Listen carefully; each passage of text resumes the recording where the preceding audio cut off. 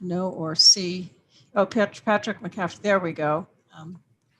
If you'd like to introduce yourself and we can get started. Yeah, Patrick McCafferty, SED 28 board chair, CSD board member, and CSD finance committee member, and SAD 28 finance committee chair. Great, thank you. What are all those acronyms? Sorry, I don't know what CSD or SED is. Could you please spell them out for me, please?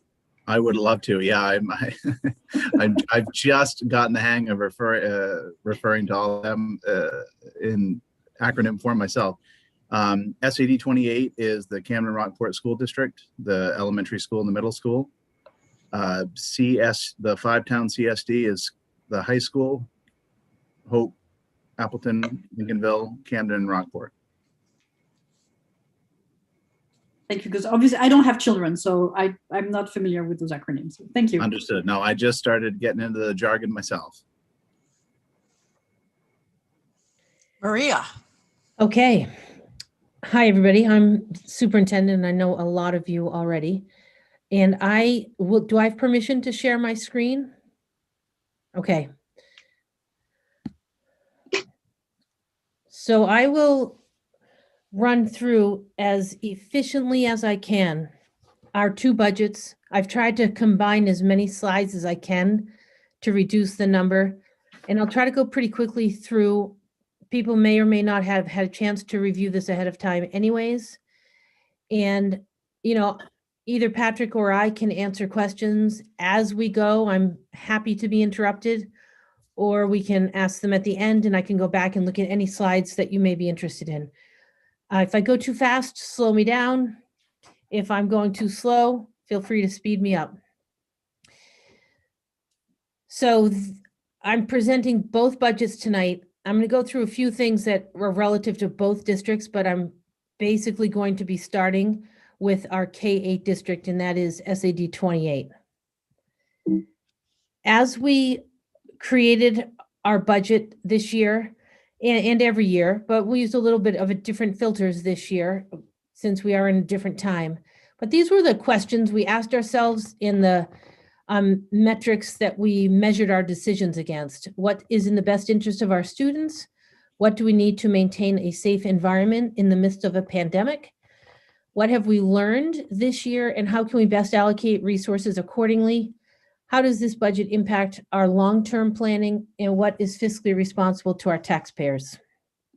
So the budgets that I am going to present, MSED 28, which is K-8, our expense increase is 3.31%, and the taxpayer impact overall is 2.93%. Of that increase, slightly over 1% is due exclusively to a new pre-K program that we're adding. We've never had pre-K in our district, and we are going to launch a pre-K program next fall, and that is a sizable chunk of our increase is that pre-K program. In the 5-town CSD, our expense increase is 2.51%, and the overall taxpayer impact is 2.83%. These are our October enrollments. SAD 28 is the top graph or matrix, and the high school is the bottom one. You can see that our population has been relatively stable in both districts. In fact, at the high school, it's gone up, and we expect it to be fairly stable.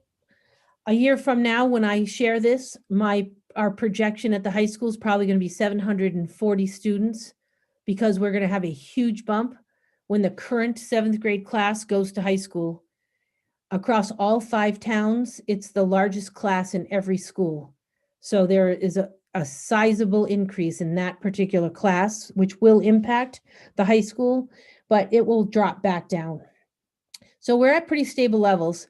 The reason why I added the plus 14 up at the end of the SAD on the top is because that's the mid-range of what we're expecting in our pre-K class. We're only gonna have one classroom of a maximum of 16 students. I didn't want to just kind of hide that in the overall projection because our population will increase because of pre-K next year. And I wanted to be able to compare the numbers without pre-K added in there. So that's why it says plus 14. This chart shows our 10-year budget increases. Again, well, actually the 5-town CSD is on top this time and the MSAD 28 is the bottom table. So at the top, you can see our 10-year average to the expense budget is 2.28 and our 10-year average impact to the taxpayer is 2.89. And then this year, you can see how that compares to other years. I actually see a mistake in this that impact to taxpayers in 2017 is supposed to be negative. That was the year that the state started subsidizing us for the high school debt. And we had a major drop because that is a large payment of close to $1 million. And the state started giving us the money for that payment in 2017. And then SAD is on the bottom. Maria, would Yep. that change the average? Probably, Just wanted to clarify. yeah. On the bottom is SAD 28, and that 10-year average has just been over 3.5% for both the expense and the impact to taxpayers. It's varied quite a bit. Obviously, in 2019, there was a huge increase that year. That's when the middle school project came online and we started paying for the middle school project. And then the following year, we added the MET project. So those 2 years were because of those two construction projects. If you took those 2 years out, our increases have been very low in the SAD 28. Robin, can I ask a question? This is the first time I really look at the school budget. Can you explain to me, Maria, when you say the impact of the taxpayer, the percentage is the percentage of your overall budget that has to be covered basically by the taxpayers? Yeah, it's not. I'm not sure I understand what the percentage relates to in terms of taxpayer impact, if you can help me. Well, we have an expense budget, and the way we pay for those expenses is through two ways. One way is mostly by raising taxes. Camden, Rockport are minimum receiver districts, so we pay for most of our school expenses through taxes as opposed to getting state subsidy. But we also have revenue sources from other things. For instance, there is some state subsidy, and I have slides that will show this later. And we get tuition payments, like the high school district gets over $500,000 in tuition payments. And so taxpayers don't cover all the revenues. We have some other revenue sources. And so those other revenue sources offset what taxpayers have to pay. That's why those two percentages are never quite the same. I understand. Thank you so much. Yep. So I'm going to go through the details of the MSAD 28 budget first. And I'm going to go through each cost center relatively quickly.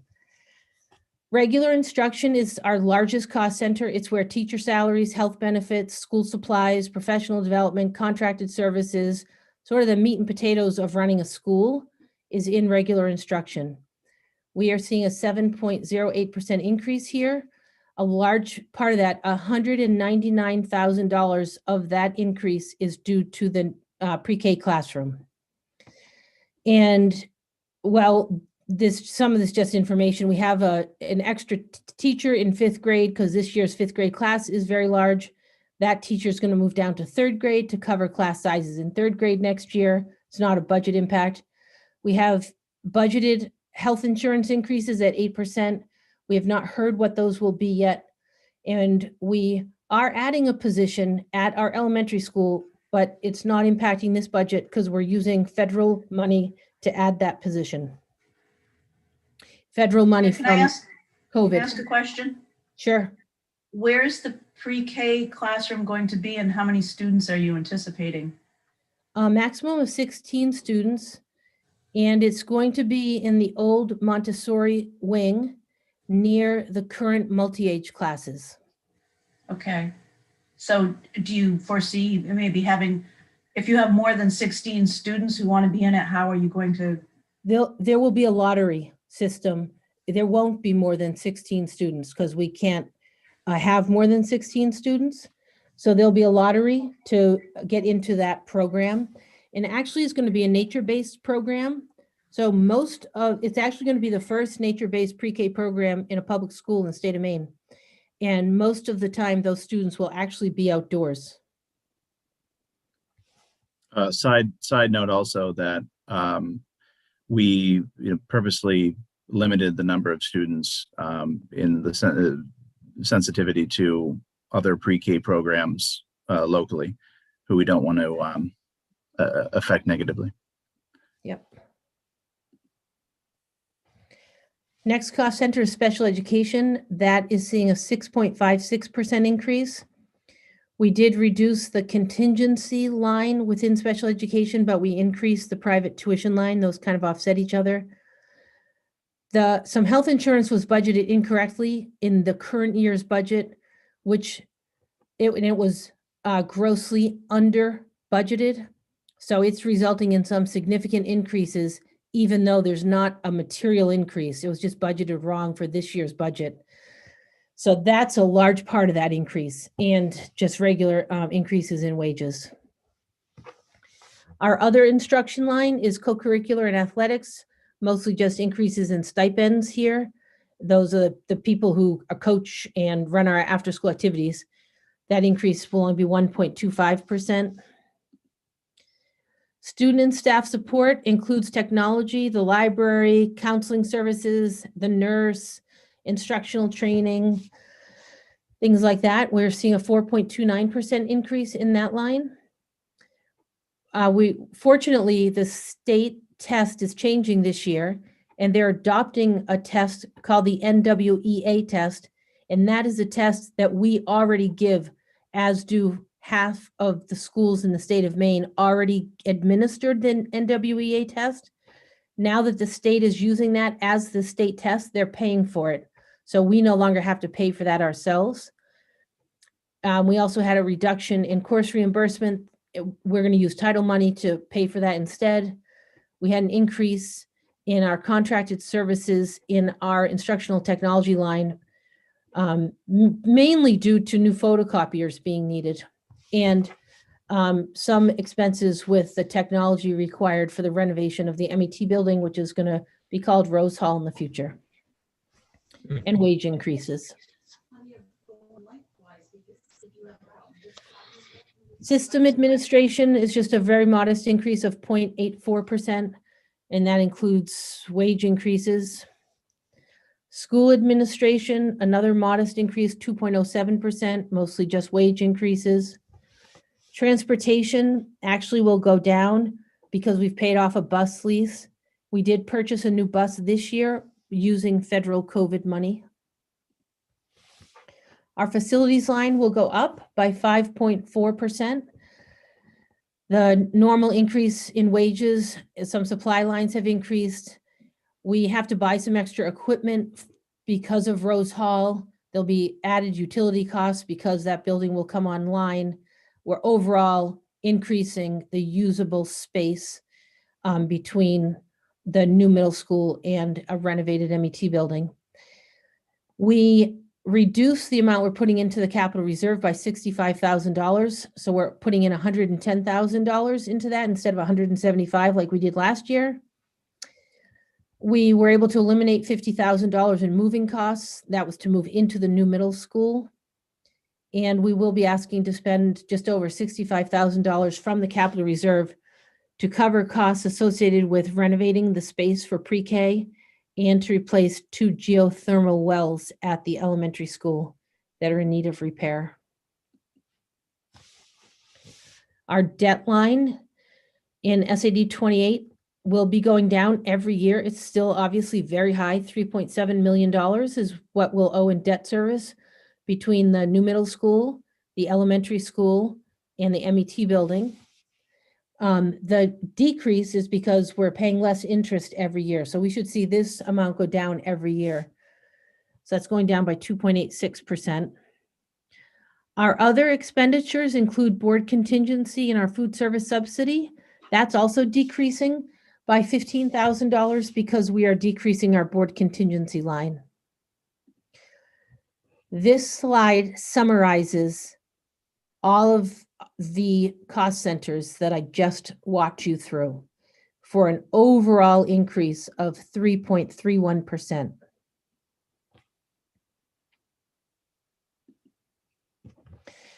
These are the non-assessment revenues that I referred to earlier. So these are the revenues that we're getting in that will help pay for our expenses that taxpayers don't have to pay for. So we get some revenue from parents who are paying tuition. And quite honestly, I just had a parent contact me this week who has 3 students in the K-8 who wants to pay tuition. That's just one student that we have budgeted. We have students, I mean, I'm fielding questions daily about people paying tuition to come to our school. So I actually expect we'll probably get a little bit more revenue in tuition dollars than we've budgeted for. We also sometimes have other districts who tuition their students to us because of our special ed programming, and we get revenue from that source. Interest on our investments, we get transportation revenue from the high school. We get rental income. You can see a big jump in rental income. That's because we are increasing the rent that we are charging to the 5-town CSD for the space in the MET building that they will begin, they'll begin inhabiting. Zenith, the high school alternative ed program, will have basically 1 floor of the building, and the central office will have another floor. Half of the central office is the high school district and half is SAD 28. So the high school will be paying for about 75% of the cost of that space. And the rent is going to be more expensive than it has been for them to rent the bus barn because the space will be a lot nicer. So we increase the rent and that is reflected right there. You can also see, oh, go ahead. I was just going to say, Maria, there's a couple of questions here. Sophie has her hand up and Sarah has her. Sophie, do you want to go first? You were Sure, up first. Thank you. I had a question on the tuition the parents want to pay. Can you help me understand why would they want to pay tuition and what does it get them if they pay tuition? It allows them to attend our school if they do not live in our towns. So it's for out of town people. And is there a capacity limit? Like you couldn't have 100 people who would say, I want to. Yeah, correct. So for instance, we had to deny a number of people who wanted to pay tuition who had 7th graders this year because we're at capacity in our 7th grade and we cannot take any additional students. And we have a number of grades for which that is the situation. Basically our current 5th, 7th, and 8th grades are all full. So we don't accept anybody into those, but if somebody had a 6th grader who lived in a different town, let's say Owl's Head, and they wanted to attend our school and they had a 6th grader and they asked, we would allow them to attend and pay tuition because we have capacity and it really doesn't add cost to us, that marginal cost. You know, it's okay to have, 19 kids instead of 18 kids in a classroom. And so, you calculate the cost of that tuition? No, we don't. No, the state determines it. Sarah? Sure, thanks. I just have 2 questions. The first one is COVID related and the population, because I guess I had been under the impression kind of coming out of last year, the influx of folks possibly moving here, that there was a population increase in the public schools with families relocating, and has that not been an actual impact to the size of the school? Not really. We did have a lot of people move here because of COVID. but we also had a number of people leave the school system. So Okay. that net effect really has been negligible.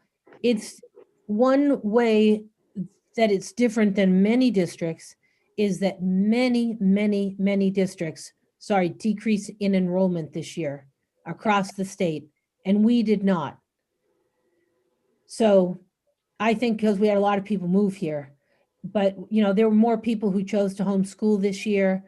We expect that there were kindergarten families who chose not to send their kindergartner. We had the lowest kindergarten number that we've had since I've been in the system. So, Okay, so you're not expecting like a big increase when well, hopefully everything settles out next year. yeah, we don't know who's going to move back from whence they came, who's going to stay, who's going to return to public Yeah, school. It's yeah. really hard to know. Yeah. The other question I have is I'm just curious. So with the pre-K program and it being public school, and you talked about lottery, and obviously there's other pre-K private schools, and programs, but because it's a pre-K program being offered in a public school, is there any requirement to make it available for those that are age eligible and expand that as needed, or is there a different? Okay. There's not until there's a mandate to offer pre-K program. There isn't a requirement for us to even have a pre-K. We actually are one of, I would say probably 75% of districts have pre-K programs. We're one of the few who doesn't. We will, and it will just be one classroom, but there isn't a mandate to expand that. And if there were, we don't necessarily assume that would mean that we would house it all. I think our inclination would be to try to work with all the private providers to figure something out that would work for our community. Okay, great. Yeah, thank you. I appreciate that. And one more question, Maria, before you go on. Pamela Gleason, you have a question? Yes, hi. I'm just curious, are the programs that you mentioned at the high school who pay a rental income, are they like private programs, or why do they pay a rental income if they're part of the school system? The building so there are two programs. One is the alternative education program for the high school. And that program is housed in a building owned by the other district, by the Msid 28. So it's a 5-town CSD program that's using space in the SAD 28 district. That's why they get charged rent for that space. And the other piece is the central office. And the central office, everybody in the central office is paid half by the 5-town CSD and half by the SAD 28. So as a building that's owned by Camden and Rockport taxpayers, to just allow a different district, meaning our high school district, to use that space for free wouldn't really be just for Camden and Rockport taxpayers, especially because Camden and Rockport taxpayers are paying a lot of money to renovate that building. I see. Thank you. Yep. Maria, Yep. can I ask a little bit more about this pre-K? Sure can. What is the, how long of a day is it going to be? And I know you said 16 students, but I think the reason you haven't had a lot of demand because we've never had it before. I think once it gets out there that the school is offering programs like this, you're going to see a lot of young families trying to take advantage of this because they're having such a hard time finding places to put the young children at an early age. So have you taken all that into consideration? Yeah, John, we've been thinking about a pre-K program for literally over a decade and just really wanted to make it happen. We're starting with one classroom. We are being sensitive to all of the programming that currently exists in our area, Stepping with the Stones, Montessori. There are lots of pre-K programs that do exist. And we've been trying to figure out something where we could offer it to those people who maybe can't afford the private programs. We've done research to identify what the obstacles are for people who don't participate in any pre-K program whatsoever. And for the most part, that's been transportation. And by us having a pre-K program, it guarantees transportation as well. So we don't have any hard and fast rules about what we're going to do. We're launching with one classroom, and we'll see what happens. And hopefully we'll work in the community. We may be a community that at the end of the day, even if pre-K is mandated, there are places that have voucher systems, and maybe a voucher system with our public school that sends kids to the, people place is something that will be a solution in our future. We just don't know, but we'll figure that out as we go. But we just wanted to start someplace. So we're starting with one room. We don't have space for more than that at the elementary school. I will say I'm glad to see that you guys are taking this on because I think it's long needed. You know it is. So good luck with it. Thank you. So you can see that our state subsidy also increased by almost $100,000, which was a happy surprise for us. So in all, we get about $1.6 million of revenue from sources other than taxpayers. Taxpayers do need to make up the rest of it, and the rest of it amounts to $15.7 million. So the assessment revenue piece of this pie is that about 7.4 million is the required local amount that we have to raise. In addition, we have debt service that we're paying. So we have to raise an additional $3.7 million for debt service. And we have money that we spend that's above the minimum required of $4.5 million. So that's also called additional local money. And we have to raise that amount so that we get a total of $15.7 million. So when we add it to the non-tax revenue, it will equal our expenses of $17.3 million. And this basically shows the impact to taxpayers. So we had an increase of 3.31% in our expenses, but we had an increase of 6.94% in our revenue line. Overall, that fleshes out to a 2.93% increase to taxpayers. The way that splits in the SAD district, it's very different in the 5-town CSD district, which you'll see. In the SAD district, the way that splits out is that Camden's increase is 4.21% and Rockport's increase is 1.37%. And you might be able to see my little notes underneath down here. And what it says is that Camden's valuation increased and Rockport's decreased based on the share of valuation that was split between the two districts. So the state splits our valuation between the SAD 28 district and the 5-town district. So some of our valuation gets a portion to this budget and some of it gets a portion to the high school budget, all depending on how many students we have K-8 versus 9-12. So in that split, Camden's increased, Rockport's decreased. Camden's pupil count at the K-8 level also increased by 2 students. Doesn't sound like many, but it has an impact. And Rockport's decreased by 8 students. So that spread is 10 students different from the prior year.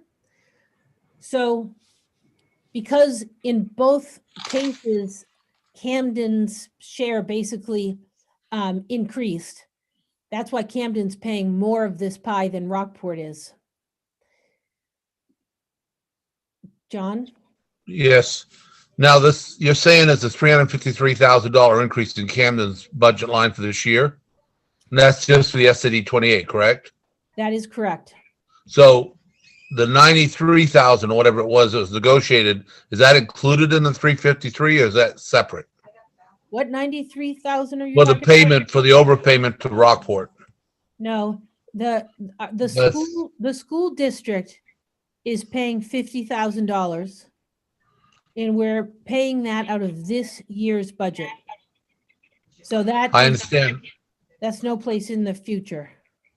So where are you showing this $93,000 payment? Or You- 92, is it 92, Audra? It's about 93. Yeah, Yeah, that's so that's over and above this 353, correct? correct. That's just going to pass through us. We're not going to see that in our budget numbers. Right, but it's being shown as a school payment to the town of Camden, to the taxpayers. Right? Not in our budget, no. Okay, but it's got to be shown somehow in the budget from somewhere to keep track of the money. Yeah, I am not sure. Our business manager has worked with our auditor to figure out how that's going to be set up to pass through us. It's not showing in our budget. I can guarantee you we did not put it in this budget. Okay, I'd just be interested to see how it's going to be shown. Well, thank you. Maria, Yeah.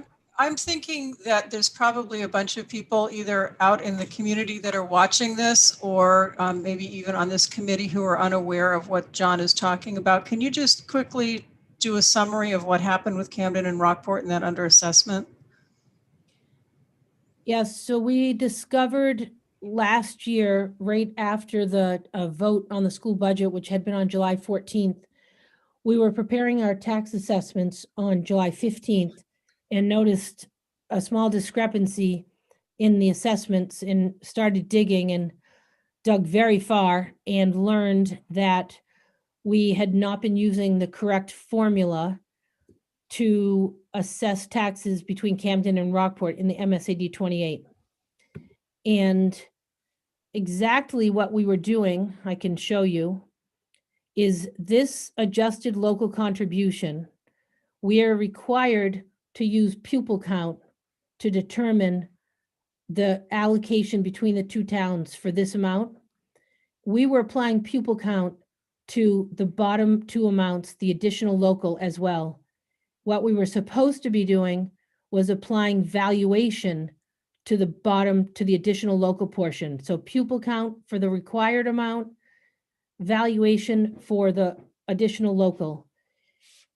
We discovered that after a lot of digging. We looked back and found that it went back to at least 2006 that it had been done incorrectly. And it had just kind of been inherited for generations of business managers.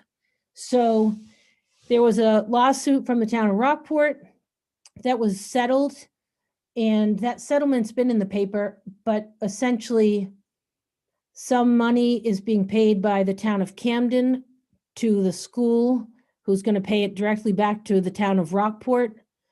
And the school is paying some money, 150,000, but 100,000 of that is coming from our insurance company, who's actually paying Rockport directly.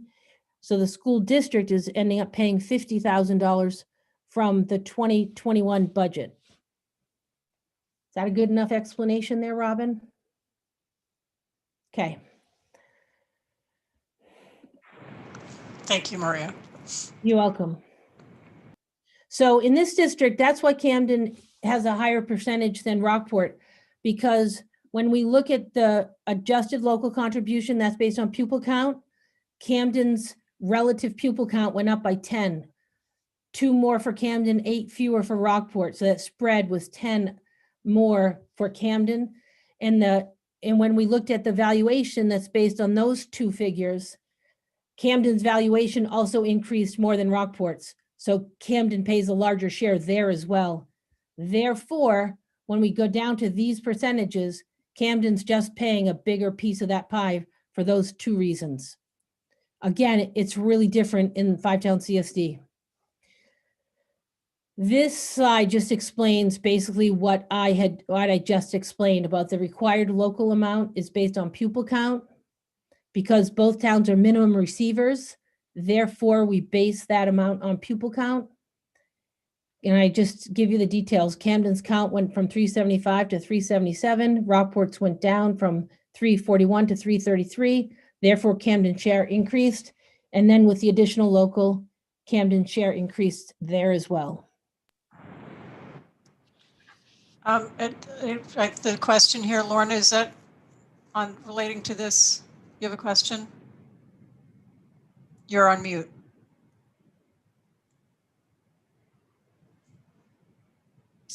I'm sorry, something on my computer and I couldn't see my button. I just wanted, just briefly, if you could say like what the required local amount, what that means versus the extra local amount, like where. That required local is based on a state formula that literally gives you ratios of how many librarians you can have, teachers, ed techs, administrators, everything, how much you should be spending on technology, supplies, basically spits through a formula and tells you this is the minimum amount your town has to raise for its schools. The Thank you. additional local is the amount that we spend beyond the minimum that is required by the state. Thanks. So the impact this has per $100,000 home value in Camden and Rockport, you can see on this slide, is in Camden, it's $24.63. For the median single-family home, it's $75.80. In Rockport, the impact is smaller. For the median single-family home in Rockport, it's $24.92.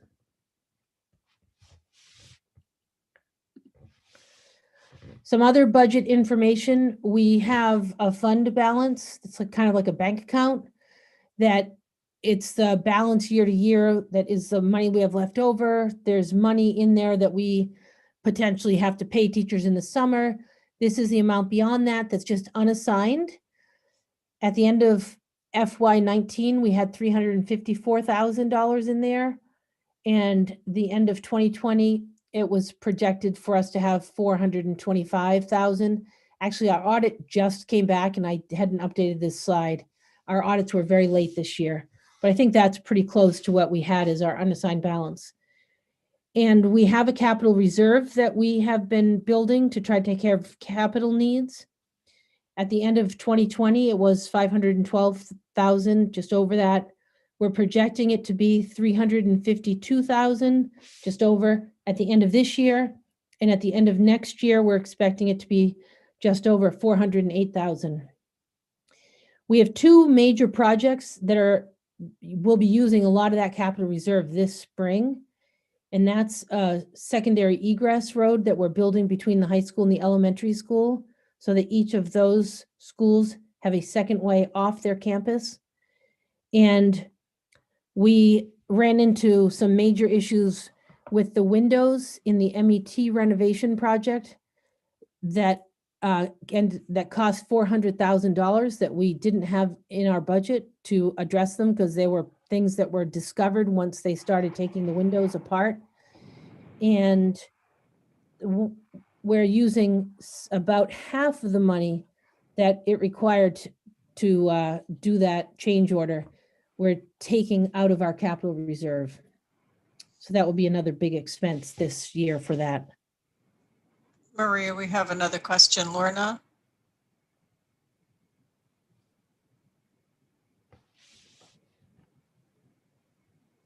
That was just a mistake, sorry. Oh, okay. Then we have a couple of warrant articles that will be on the ballot for our capital reserve. I've already talked about transfer 110,000. We know we're going to use the capital reserve next year for these two purposes. Even though those are $65,000, we will ask to expend up to 150,000 in case we have unexpected or emergencies that come up. We're also going to have a question on there about grants and the ability to spend grants we may get. We know we're getting federal money and we may get other grants. So that concludes the SAD 28. I don't know if there are questions at the K level. John, it looks like has one before Yes. we go on to the high school. Couple things, Maria. I just noticed quickly you went by, you got a thermal wells that are being done. Yep. Is that the middle school again? The elementary school? The elementary school. Yep. That seems to have been ongoing expenditure since they've been put in. You know, Yeah. I can't speak to that. I do know we've had some issues with them. I know that one of them needs to be replaced right now because we're only using 2 of them and we can get away with 2 of them. And there's a third one that is expected to fail within the next year. So we're putting in to replace 2 of them. But I agree with you. One of the problems, John, it's theorized that the salt from the DOT lot Mm-hmm. has really contributed a lot of corrosion to our geothermal wells, and that's why they've been failing. Okay. And the other quick thing is, I know it's beyond your control, but I'm a little disappointed in whoever you hired to do an assessment of the Mary Taylor building that didn't pick up on these windows. Well, You know, that's something that should have been picked up when they did the assessment for the estimates for the buildings. you would have had to take the windows out to see what was behind them and inside the walls in order to know what those issues were. Okay, but still, it's something $500,000 almost. You Yep. think they would have seen it, but anyway, I know. John, I can break in there. I was irritated with that as well.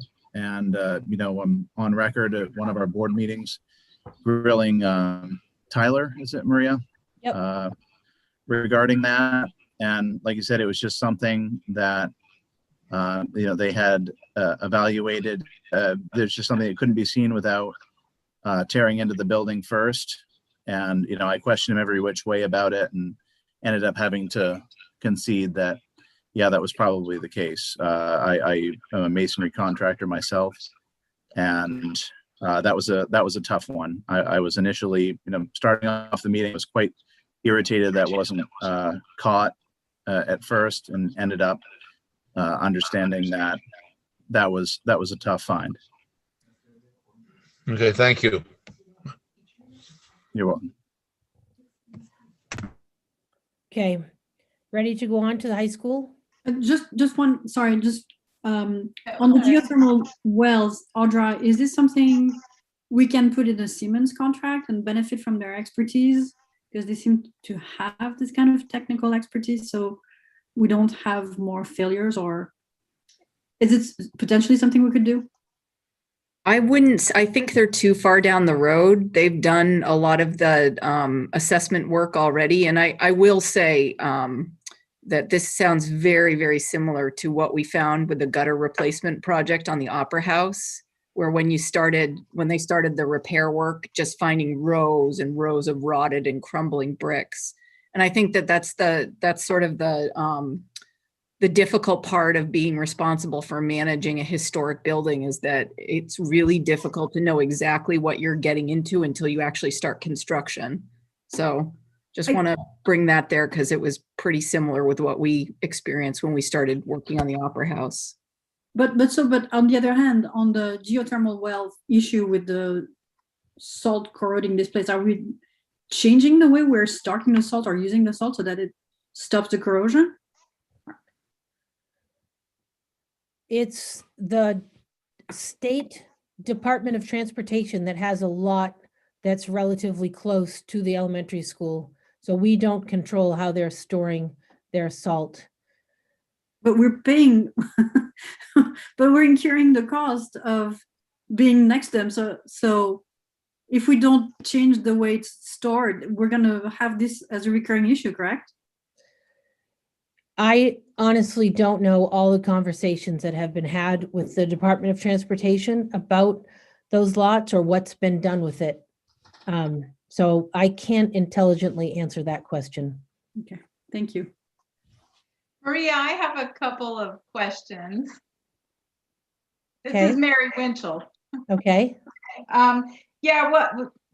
First a compliment. I'm excited to know that a pre-K program will be starting in the public school. So I'm excited about that. But I do have a couple of quick questions. One is it was the slide on non-assessment revenues, and the one that says state subsidy. Is that related to revenue sharing or not? Is there any relation? No.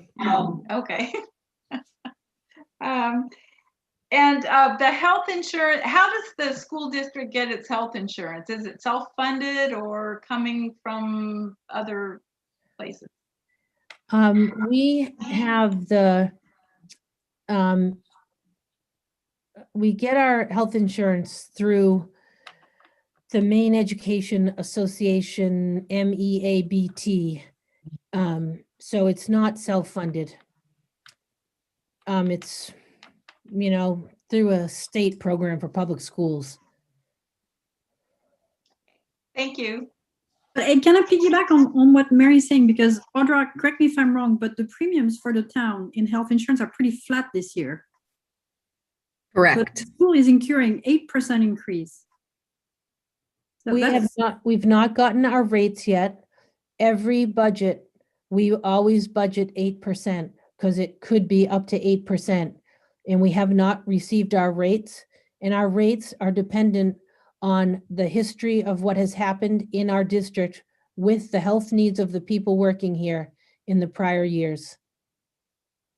Yeah, so it's a little different with the town in that we're part of the Maine Municipal Employee Health Trust. So they give us, it's based on calendar year. They gave us their estimates for this calendar year, and it was a 0% increase. And we're, like I said before, we're bundled into, I forget how many municipalities across the state. So it's much more predictable, and they can do things like that. Whereas with the school district, it's a little bit different with the way that their insurance plan works. And Okay. Maria, did we come in lower last year than what we had budgeted? A little bit. Last year it was, I think, 6.2% in one district and 5.9 in the other or something. Okay. And there's no way we could switch that. It has to go through that Maine Education Association, or do you bid it out regularly, or what's the process? I keep thinking we have bits and pieces of health insurance in a lot of different departments, and usually the more people you have in one system, the more bargaining power you have, and you can lower your rates. That's why I'm asking. Yeah, 8% is significant. I don't. To my knowledge, we have not bid out our health insurance. So, I don't know the answer. If my business manager was here, he might be able to answer some of those questions better than I can. Okay, thank you. Yep, sorry. So I'm going to dive into the 5-town CSD budget details, go through basically the same set of slides, but for the different district. So the regular instruction line is increasing 3.3%. We basically it's wage increases and health increases. We did move an ed tech position from a different cost center into this cost center, so that accounts for some of it, but it's mostly wages and health. Special education, again, in this district is a modest increase. We did decrease our private tuition line by $57,000. But on the other hand, we moved $45,000 from a federal local entitlement grant to our regular budget for speech and language.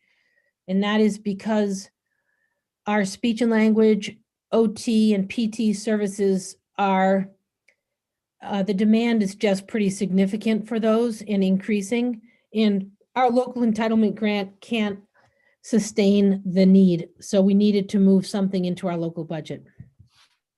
This also includes increased wages, money added for field trip for special ed programs, and a $10,000 change in health insurance. That's somebody who probably had a baby and is going to family health or something. The Midcoast School of Technology is the bright spot in this budget because it's decreasing by a pretty high percentage, even though the total dollar amount is not that much money. And the reason why it's decreasing is because the costs have decreased and their subsidy increased, and our share declined slightly that we pay. So all those things contributed to us having a $32,000 decrease in the amount that we pay Midcoast. And we are, one of like 19 towns that pay for Midcoast. I believe we are the largest. We pay the most amount of the pie because we have the largest high school population that sends to Midcoast. but there are a lot of other towns that pay for this as well. And this amount is the amount above the required, this represents the additional local, our share of the additional local. The state pays for the whole required local now before they do their assessments, and before they allocate all their money. The state pays for this. This line in our budget 3 years ago was over $1 million. Then the state started paying that up front, and we no longer pay that $1 million.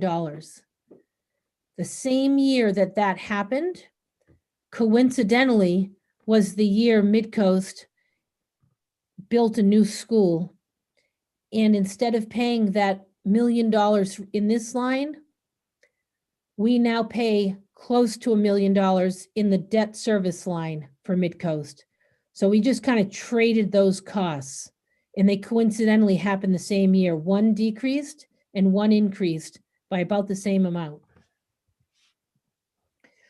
Our other instruction line at the high school, modest increase just for stipends, 3.1%. Student and staff support, slight increase at 2%. We are paying for 2 social workers this year using federal COVID money. We will continue paying for those 2 social workers for 2 more years using federal money. And we just had some adjustments in offsets. And again, that's the offset between the districts and their salary increases there and wage increases. System administration has a 3.73% increase. Again, this is a place where we're going to see the higher office lease cost. So now we're at the high school, we're paying to rent the space from the SAD 28 district. And half of the second floor and half of the basement is the central office, and the high school pays for half of that space. Obviously, the SAD doesn't pay anything. They own it, and they've just renovated it. But the SAD and the CSD pays rent to the SAD for that space. School administration has an increase of 6.27%. That's mostly due to salary increases and an increase in professional development for some coursework. Transportation went down here as well. There is an offset to pay for half the transportation coordinator role. We did pay off a bus lease, and we eliminated some redundant expenses. So even though the top bullet is an increase in expenses, the other 2 offset that. So there was an overall negative impact in the transportation line. Our facilities line is seeing a pretty big increase of 10.86%. This is where the alternative ed program called Zenith, this is where their rent lies in the facilities line, and they're going to be paying $12,000 more than they paid for the bus barn. That's due to them having a lot more space and a lot nicer space. This also includes increases in wages and supplies, pretty significant increase in equipment for the high school's share of the furniture that's being purchased for the alternative ed program. The high school's paying for 100% of the alternative ed program, and the high school district will pay for half of the other furniture that's being purchased for that MET project. And then you can see some other things, decrease in electricity costs because of our solar projects that are going to be going online. We have a decrease in our contract repairs. We're contributing a little bit more to the capital reserve fund. And we're also asking to spend $170,000 from the capital reserve fund next year to purchase the solar panels that are currently on the roof at the high school. We've been in a contract with Revision Energy for the past 7 or 8 years. This is the time where we had the option to purchase the panels, which we are planning to do. They should pay themselves, they should pay back in 6 years, and they should be operational for at least another 20. Sophie, Maria, Sophie has a quick question. Okay. The increases in wages, are they contract based? Are they discretionary? Are they cost of living adjustments? Some of them are contract based. We have, most of the employees in our district are unionized. All of our teachers, our ed techs, secretaries, food service, custodians, and bus drivers are all unionized. Some of our staff are not unionized. None of the administrators and none of the central office staff and a few other positions aren't unionized. So most are unionized. It's based on contracts. Thank you. Worth mentioning, we've just recently negotiated the 3-year contracts on custodians, ed techs, bus drivers, secretaries, ed techs, food services, etc. We're currently in negotiation with the largest piece of the budget now, which are teachers.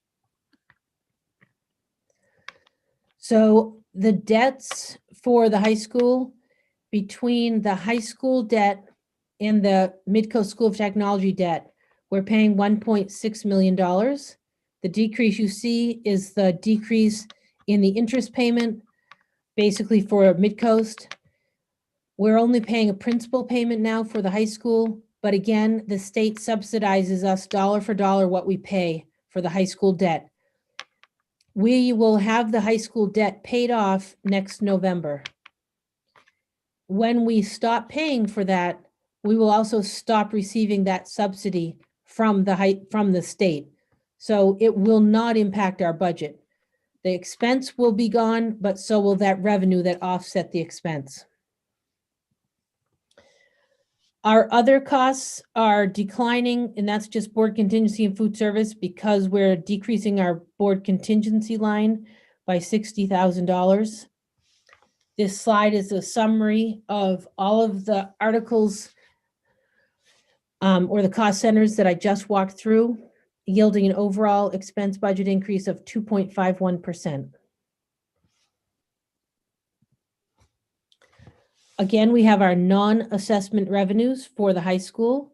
We have quite a bit more for the high school, and that largely is because we get quite a bit more subsidy at the high school, and we get quite a bit more tuition from other school districts.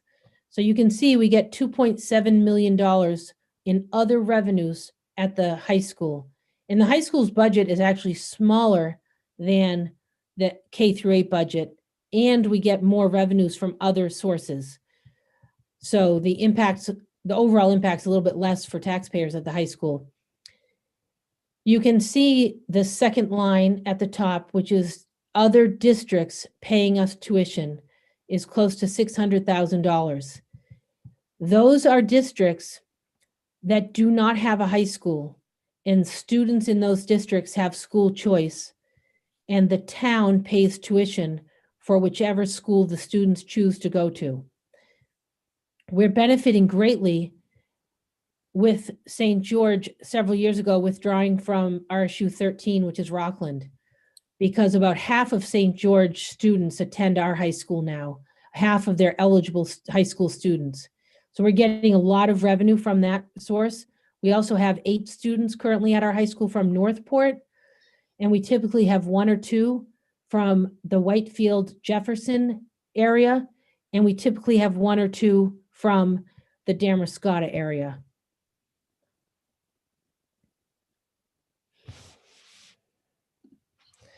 Our assessment revenues, the required local amount, which is the ED 279, that's literally the printout we get from the state that tells us what is required. That's $6.9 million at the high school.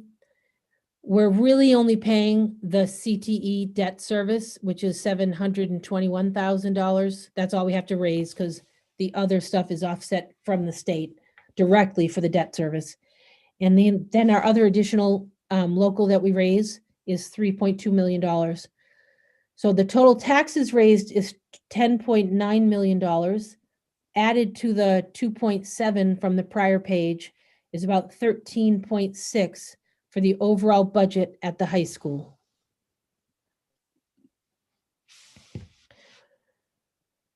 The way that this impacts the 5 towns is illustrated on this slide. You can see here, Camden has a much smaller percentage, for instance, compared to Rockport. So it's kind of flipped from what it is at the SAD 28.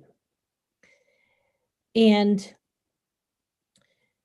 that's mainly because of pupil count has changed, but it's relative to what's happening in all 5 towns. The relative percentage of pupils at all 5 towns is impacting what comes out here, as well as the valuation. My next slide, I kind of show you what happens at the high school. So these are graphs that are not to scale, and they're just a graphical representation. But at the high school on the left is the situation that Camden and Rockport are in. If the blue bar represents the cost that Camden and Rockport is supposed to pay based on its pupil count, and then they look at Camden and Rockport's valuation and their ability to raise taxes, their ability to raise taxes based on our valuation is greater than the cost based on our pupil count. And we don't have to pay more than it costs. So that red dotted line represents what we have to pay. And it ends up being basically based on pupil count. Since valuation exceeds it, it really ends up being based on how many students we have. Hope Athens and Lincolnville are represented by the situation on the right. Their cost is the blue bar, and I simply made it smaller because their pupil count's much lower than Camden and Rockport's. So their costs are going to be lower.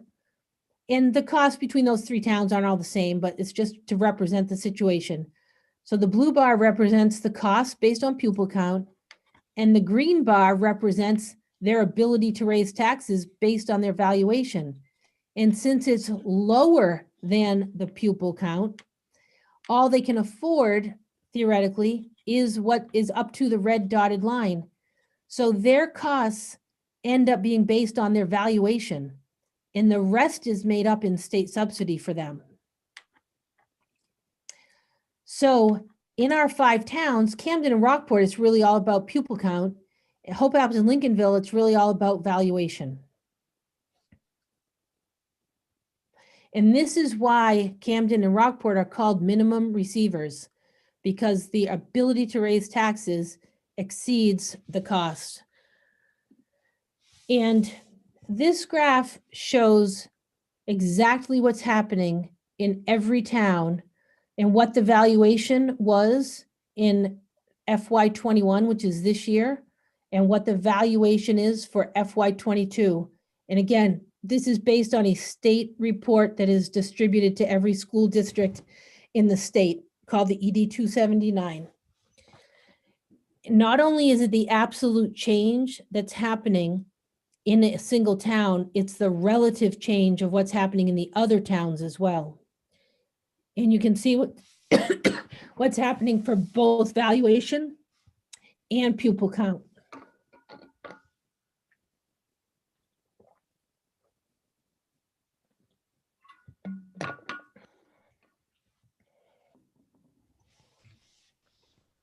What are you doing? This is the impact per 100,000 for the high school's budget.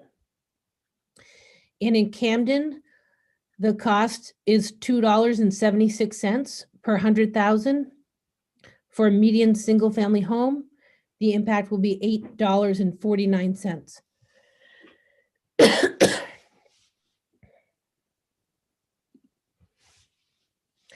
I added this slide in. It's really less impactful for Camden because you'll see how much Camden actually pays per student Camden sends compared to the other towns. Camden pays the most per student of any of the other towns. Hope and Appleton pay as little as they do because they get a significant state subsidy. Lincolnville gets a very small state subsidy, and Rockport and Camden essentially get very little state subsidy just for its, for special ed, but overall, the five-town CSD gets a subsidy because of the Hope Afton Lincolnville situation.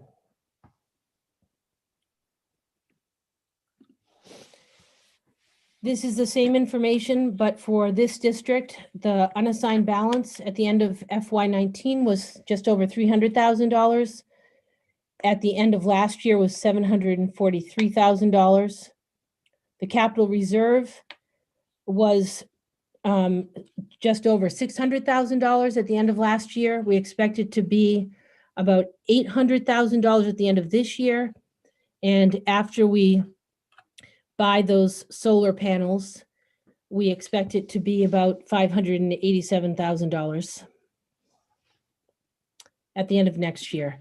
So the only thing we're expecting to use our capital reserve for in the upcoming budget is to purchase the solar panels that are currently on the roof at the high school. We never know if there are going to be unexpected things that arise. So we always ask to spend more money than we know we need to. We'll also we're going to actually create a new reserve account, a special ed reserve account that we're going to use money from this year's budget to fund the creation of that account. So that will help mitigate unexpected private placements. Sometimes we have private placements and we don't know we're going to have them and we didn't budget for them. And it can be a lot of money to have to take out of the current budget that you didn't budget for it. So we want to set up a reserve account so it can mitigate that impact. And then the same one about grants and other receipts. And then we have my last couple of slides are about adult ed. The adult ed budget that taxpayers pay for is the amount right above where it's highlighted. It's $373,842. The part down below is our additional expenses that are paid for through fees and other grants. The adult ed budget's actually going down a tiny bit in terms of what taxpayers are paying, and you can see the impact on each town. So actually the amount we're collecting for adult ed from Camden is decreasing by just over $1,000. And the overall budget is decreasing just slightly. Maria, we have a question from Lisa Dresser. Okay. Yeah, just going back a slide, thank you, Maria. How many private placements do we get in a year? We never know. We've had 2 years ago, we had 2 that we were paying for. This year, we have none at the high school level. It's almost impossible to predict when that might happen. Most of the time, not always, but a lot of the time it's a result of a lawsuit. Can I ask if a private placement, is that when we pay the cost of a student to go to a private schooling or something? Yeah, a special ed student to go to a private placement.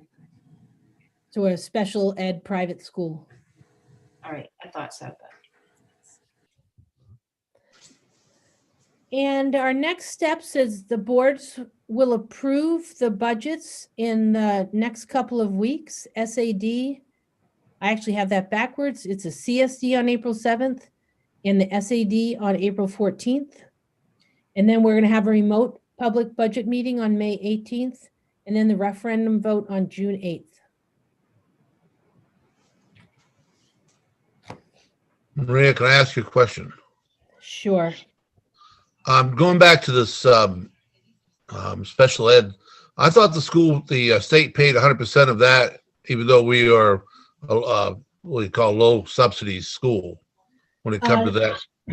The state, in certain situations, and I can't remember what the law says, the state will reimburse you for some of the cost of private placements if they meet certain criteria.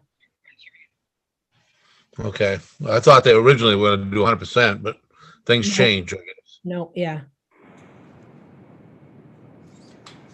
Okay, any other budget-related questions for Maria? Or Patrick? That was great, Maria. Thank you so You're welcome. much. It's You're welcome. important to understand how the municipal and school budgets fit together when we get there to a discussion later about the full budget that we'll be looking at. And Janice sent out Maria's presentation earlier this afternoon, so or yesterday, I guess it was. I saw it this afternoon. If anybody wants to go back and look at any of those numbers, that was sent to you earlier as well. All right. Thanks, everybody. Thanks. Thank you both Maria? for Maria? joining. Yeah. I just wanted to just very briefly say congratulations on an amazing job this school year. You guys pulled it off, a full-time education for the kids, and I was like astonished you were doing that, but wow, have you pulled it off? So congratulations. Thank you. Thanks. Nothing to it, right? Yeah.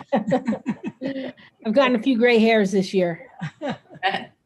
Good. Well, thank you. Thank All you right. very much. See you later. Appreciate it. Thanks. Bye-bye.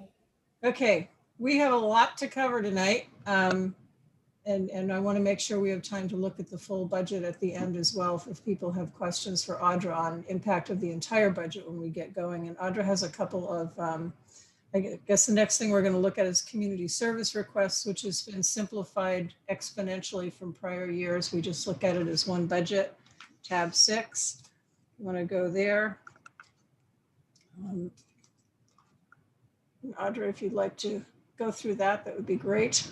Yes. So really the biggest change that you'll see from FY21 to this proposed budget FY22 is that the Penn Bay YMCA has not requested funding for the teen center. And a lot of that has come down to just the timing of moving that program and COVID. So they haven't requested funding for FY22. So that's significantly reduced the amount requested by some of the community service organizations within town. Would you like to just take a second and talk about how this works and why we're doing this and what the process has been over time with that? And then I think Lorna's going to have a question as well. Certainly. So we send out a notice to all of the service organizations that we've traditionally funded in the past every year to submit budget requests around the time that we're preparing the budget. So that would be around February. And the ones that you see on the list, the American Legion, the Garden Club, Historical Society, Knox County Housing Coalition, Mary Spring, and the Y Teen Center are all ones that we've historically funded. They're different than other provider agencies in that the provider agencies that have a mission that aligns with trust funds that the town of Camden receives, such as Red Cross was Broad Reach, the community action partner organizations like Waldo County, Penquist is one as well. All of those have sort of a mission and serve a target population within the town of Camden that aligns with what a lot of our trust funds allow that money to be spent on. So instead of that money being, given to those organizations through the general fund and through property taxes, it's provided through trust fund assistance. And we have a trust fund committee that handles that side of the process. And these organizations make applications to the trust fund committee, and they approve them or ask for more different information, or whatever the case may be. So the organizations you see now, they all provide a important service to our community. However, they're not qualified for trust fund assistance, so that's why they come to the town and we approve them through the budget process. Thank you. Lorna, you have a question? Yeah, thanks. When I was looking through the information, I thought I saw the Camden Garden Club requested 4,000, not 3,000. So I didn't know if that was, just wanted you to check on that, because Oh, yes, you're correct. Yes, that's my understanding too. Yeah, so you're correct about that. That would have been a mistake on my part. So feel free to, take that into consideration when you're making a decision. A quick question.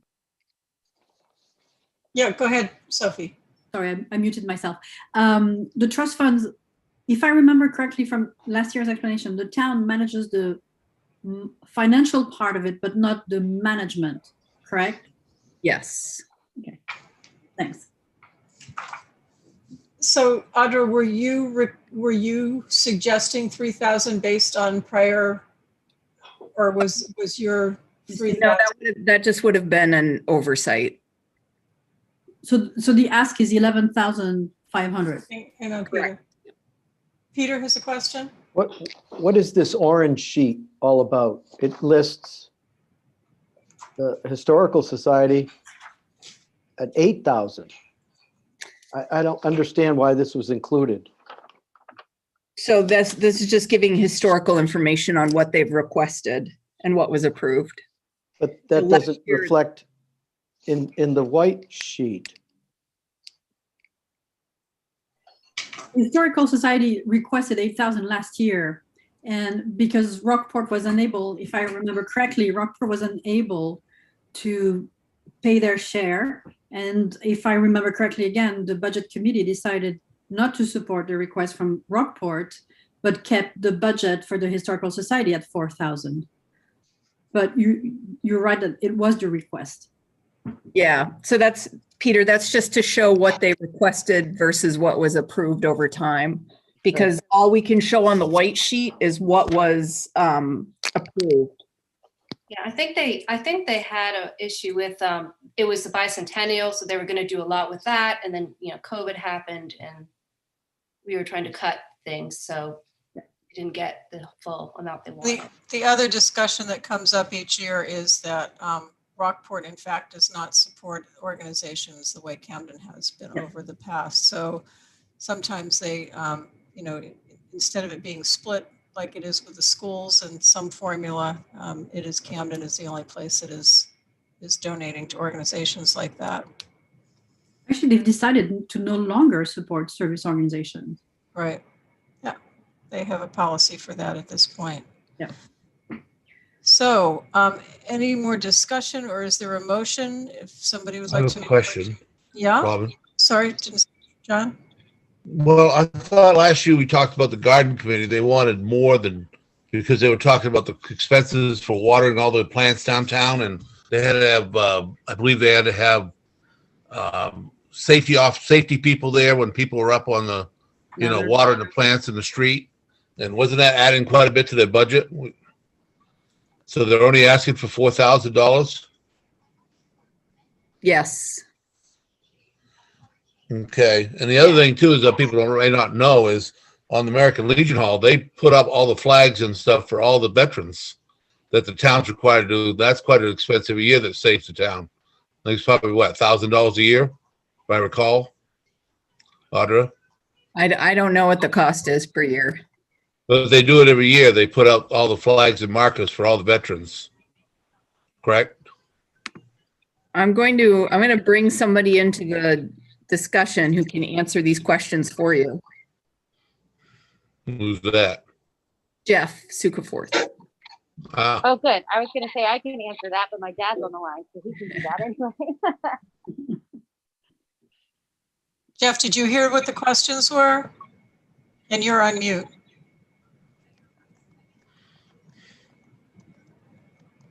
Audra, can you unmute him?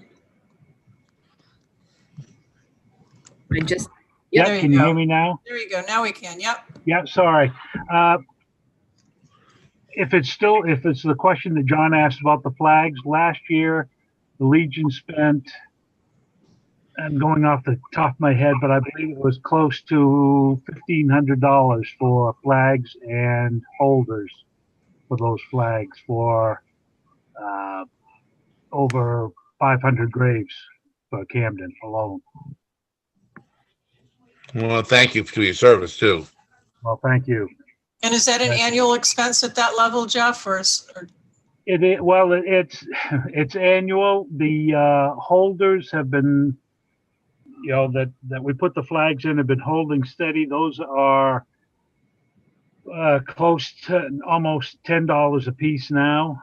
And the flags we buy by the gross, and those are close to $200 a gross. I'm not sure what they're going to be this year, to be perfectly honest. I haven't checked with our supplier. Good, thank you. Audra, I'm noticing a few other people coming in. Are those from the other organizations for answering questions? Yes, so Heather is from the Camden Rockport Historical Society and Deborah is from the Garden Club. Okay. Any of those questions that were addressed, Heather? Anything you would like to add? No, thank you. Audra answered the discrepancy between the 8,000 and 4,000. So thank you. Okay, thank you. And Deborah? I'm not quite sure that there was a specific question. I know there was that mistake about whether we had asked for 4,000, which we have. Okay. May I, Robin? Yeah, go ahead. I think there was a question around that. Well, I was asking because last year when they presented to the budget committee, remember that they would actually needed more money, and they wanted, I think it was 3,000, and they could have used 6,000, but so they don't need to do the increase because of watering the plants or whatever they were doing. Is Deborah, I guess, answering that? Yes. So what has happened is that unfortunately, because of the pandemic, we were not able to have our major fundraiser last year, which is the garden and home tour. So as we have been seeing in the last few years, the price for the watering that we contract for continues to go up. And so mainly because we didn't have the tour, we don't have really any carryover. So we really need the extra money because the major fundraiser wasn't held. And just so everybody's clear, the plant watering they're talking about, I believe, is the island as you're coming south on Route 1 up by the library, and then the hanging baskets that are all down on Main Street. So it's a town beautification project that they're taking care of all that watering, and they have to bring in special equipment for it. And also the traffic islands. Right. Yeah. Okay, any questions from anybody, or is there a motion? I just have a quick question. Yeah, sorry, Lauren, I didn't see your hand. That's okay. Regarding the fundraiser for the garden club, do you have any idea if that's going to be able to happen this year? And if it can't, like, I don't know, how do you make ends meet? Well, right now we are planning to have it, unless something drastic. We have, I would say, have a tour. So in my mind, one way or the other, we're going to have a tour. We may not be able to raise the money we normally would, but we do feel that it is necessary. And it seems as though with everyone getting vaccinated and things are moving forward, that we believe that in July, it's going to look even better, and we're being very optimistic and positive. Thank you. Is there a motion from anyone? I'll make a motion. Okay. I'd like first we need to add that at least that $1,000 back into the garden club, correct? To 4,000. But I'd also think I think we should call it even 5,000 and just add 2 more, because what they do for the community, that, as you say, it's a community beautification. It is. They do a wonderful job. Everybody gets to enjoy it, and it's been a tough year for them. And so I would suggest that we approve the whole amount for $12,500, adding 2,000 back to the garden club. Thank you. Is there a second to that? A second. Lorna, second. Okay. Any discussion, thoughts on that, or would you like to go ahead with a vote? Looks like we're going to go ahead with a vote on that. So again, it's a roll call vote. And I will note again that Skip Hovland is not here. Drew Lyman is not here. Andy Scrivenich is not here. Tyler Smith, I don't believe you're here. And Nancy Harmon Jenkins is not here, if I'm correct. So we won't be getting those votes. So Shelley Butler. Yes. Lorna Cummings. Yes. Jill Delano. Yes. Beth Doan. Yes. Lisa Dresser. Yes. John French. Yes. Nancy Harmon Jenkins not here. Jim Hurd. Is Jim left? Jim has gone. Richard Householder is not here, I believe. Peter Lindquist. Yes. Robin McIntosh, me, yes. Lisa Price. Yes. Wendy Rich. Yes. Sophie Romana. No. No. Okay. Sarah Scrivenich. Yes. Courtney Sukforth. Yes. And Mary Winchell. Yes. And Pamela Gleason. Yes. Okay, so that motion passes. All right. Good. Okay, thank you. Debt capital contingency, tab 9. And I know Audra has a couple of short presentations just to clarify a few things in here before we get to revenues, finalizing the budget, and then an advisory review of the Snow Bowl budget. Okay, goodbye. All right, so I'm going to try to go quickly. So this is all in your budget book. It's part of tab 9, and it's after pages 34 and 35. And so the purpose of this is just to show you sort of an overview of what Camden's yearly debt service looks like over from a period of FY21 to FY32. And as you'll see in FY22, we're going to experience a bump in our yearly debt service payments, and that is attributable to the energy efficiency upgrades that were approved at the special town meeting on January 26. So the first year, it's going to be $192,000 payment. And the proposal and what was approved at town meeting was offsetting the cost of that with $200,000 from the unassigned fund balance or the surplus.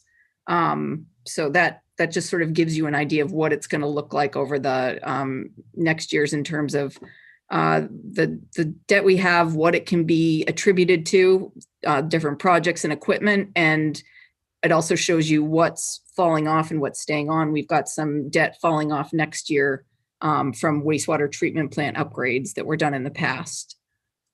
So the next slide is just to show you what our debt looks like for FY22 and the projects that contribute to that total amount of debt. So for FY22, we're retiring about 15,000 in debt service payments. That was an equipment, a piece of equipment that's being retired. We're adding 192,000, but it's going to be offset so that it's not impacting taxpayers. And we're going to be retiring about 68,000 for FY23. So when we first began this process, somebody asked the question about what does Camden look like in regards to our indebtedness if you were to look at other municipalities. So I know that these aren't perfect. I didn't necessarily pick the perfect group to compare us to, but I wanted to pick some other mid-coast municipalities that are, roughly around our size, as well as I think Bar Harbor. I tried to get Ellsworth as well, just because they've got an economy that's fairly similar to ours. So this is sort of where we compare in regards to our total level of indebtedness and other municipalities that are fairly similar to us. And if you look at sort of our yearly debt service payments, this is how we sort of compare to those other municipalities as well. So in terms of capital projects, that would be page, I believe, 37. So this is our capital improvement project list for this year. So 50,000 for harbor float replacement is on the list. And as we talked about before, when I think we're going through the harbor budget, that is, a plan that we have over the next few years to replace all of the floats at the harbor so that we don't have any unencapsulated polystyrene down there. And the plan is that this would be offset with 50,000 from the Harbor Projects Reserve. We talked about the 350,000 for a mini pumper truck, and that'll be offset with the sale, 120,000 that's sitting in a reserve account for a fire truck. And that was from the proceeds of a sale of a fire truck to the town of Hope. And the balance of that would be through lease purchase financing. And the other capital project would be a loan to the wastewater department. And this would cover a portion of Rockport's upfront share of the wastewater treatment plant upgrades. And it would be paid back over the 28-year financing period for that project. Another capital improvement request was for a fire department pickup truck. I recommended not to fund that this year because I was confident that they could get by another year with the pickup truck that they have. And I will stop sharing. You do have, I think, Janice sent through to you a few weeks ago the capital reserves list. And I just wanted to mention this because as of today, I got an estimate back on a project that we committed to funding over a series of years. That's the Washington Street Sidewalk project. So it's 3003-4250. So in FY19 and then again in FY20, we've funded our share of that project. So that project was actually funded. Started 11 years ago. MDOT granted the town 80% of the cost of that project. So we were responsible for 20% cost share. It's taken 11 years to get to the point we're at now where it's ready to go out to bid. And the most recent estimates that we have of that will be that our share of that project is around $160,000. So we would, we're going to need to make a decision about funding an additional $100,000 in order to pay our share of that project. And I just got these estimates today. So at the time I was preparing the budget, I didn't have this information available to include. But I just wanted to mention it as part of all this and part of your discussions around debt, capital, and capital reserve funds. Okay, Sophie has a question to start. Sophie, you're on mute. Yeah. Audra, why are we paying the upfront cost for Rockport? So when that project was original, when we were in the process of putting together all the funding and the financing for that, because it's being financed through a loan through USDA Rural Development, as well as a grant through Rural Development. Part of the whole funding and financing package was identifying Rockport's share of the upgrades, because they use part of their collection system is waste comes to our plant and is treated there.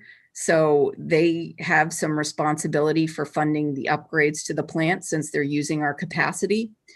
And I think it was just through changes in, who was on the select board and town management. They just didn't sort of come up with a plan for how they were going to set aside funding to pay for their share of it. And so we had some choices as to what we were going to do as a town to cover that cost. And the easiest choice, when you sort of looked at what our options were using reserve funds at the wastewater plant. And then the last little portion of it using the surplus or unassigned fund balance, with the understanding that over time, all of that is going to be paid back by the town of Rockport through their user rates. So their user rates will increase to cover the cost of their portion of the debt service. So in effect, we're financing Rockport's contribution. But so when we do financing like that for Rockport, we use a lot of our own resources, like your time, Jody's time. You guys, do we assess a management fee for them or a service fee, or it's just goodwill between neighboring towns? Well, when they're sort of looking at the wastewater treatment plant budget and, the entire budget and what they're sort of responsible for paying, there's a whole interlocal agreement where I forget the exact amount, but it's like 12.4% or something like that. Right. So that's all the administrative fees at the wastewater treatment plant. However, I would say that covers the staff at the wastewater treatment plant. It does not cover, for example, my time and Jody's time, because Jody is the bookkeeper for the treatment plant and does all the financial management, and I do all the sort of higher level administrative management there. So you're absolutely right. That's not covered. Okay, thank you. Any other questions? That was a lot. So, a lot fast. Can I ask a question? Yeah, go ahead, John. Audra, is this 275 a one-time deal, 1 year? Yep, it's absolutely 1 year. So this on top of, reserve funds at the wastewater treatment plant. And then they're going to pay us back every year, a portion of it over a 28-year period. Well, presently the contract is not any good anymore, right? The interlocal agreement is expired. It's expired, but it's not really going to matter. We're just going to calculate this into their rates, just like when, they had to pay for a portion of the upgrades to the Rawson Avenue pump station. Right, but the rate increase was one thing, but at that time they were responsible for 11.7% of the capital improvements. And they paid a check to us every year for 11% of whatever the payment was, right? So this will be on top of all that. Was that how they're going to do it going forward? Are they going to pay 11% of the town's payment to the bond? That's all to be. So this money is that portion of it. I understand that, but I want to know is Rockport going to pay 11.7% of the bond payment going forward in a yearly payment over and above the user fees? Don't know. So this, I don't know how to explain. John, this money is part of that. Right. I just want to know how they're going to pay it. Yeah, They it's got gonna go $3,000 on to pay it, for top sure. of what the payback for this is already, okay, so I'm just trying to think of how to explain it differently to you, John. So this plus some of the money from the treatment plant reserves equates to about 1.2 or $1.14 million. I understand that. total. Yes. That is their share of the upgrades to the treatment plant.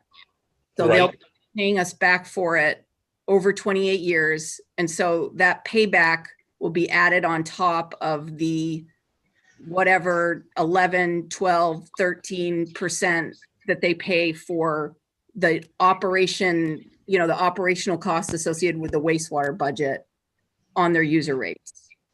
So the Rockport wastewater commissioners voted to pay that cost? They're not going to have a choice. They're just going to get a bill and it's going to include it. All right. Okay. Thank you.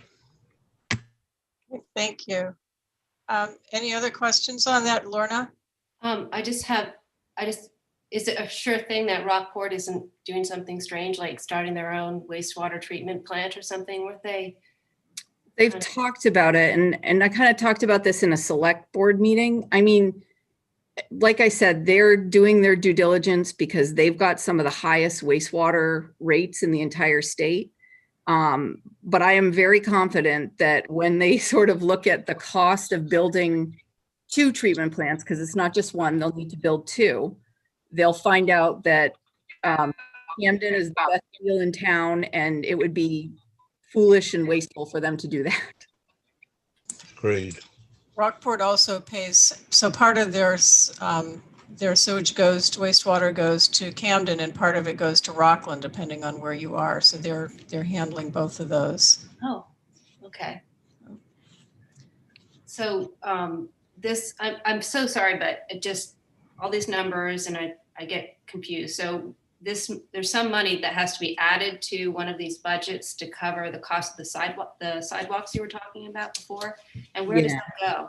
Where is that? So if you were to agree to that, it would go in the capital reserve budget on page 36, and it would be on the line 30034250, and it says Washington Street Sidewalk. Okay. So we just don't have enough to cover our portion of that right now. Correct. Yeah, we've got about $60,000, and our share is going to be about $160,000. So that means that line item, which is currently 270,000, would go up to 370,000? Correct. Okay. And you're looking for a motion and vote on both page 34 and page 36, is that? So it would be, or 37? It would be 30, I believe, 34, 35, 36, and 37. So 34.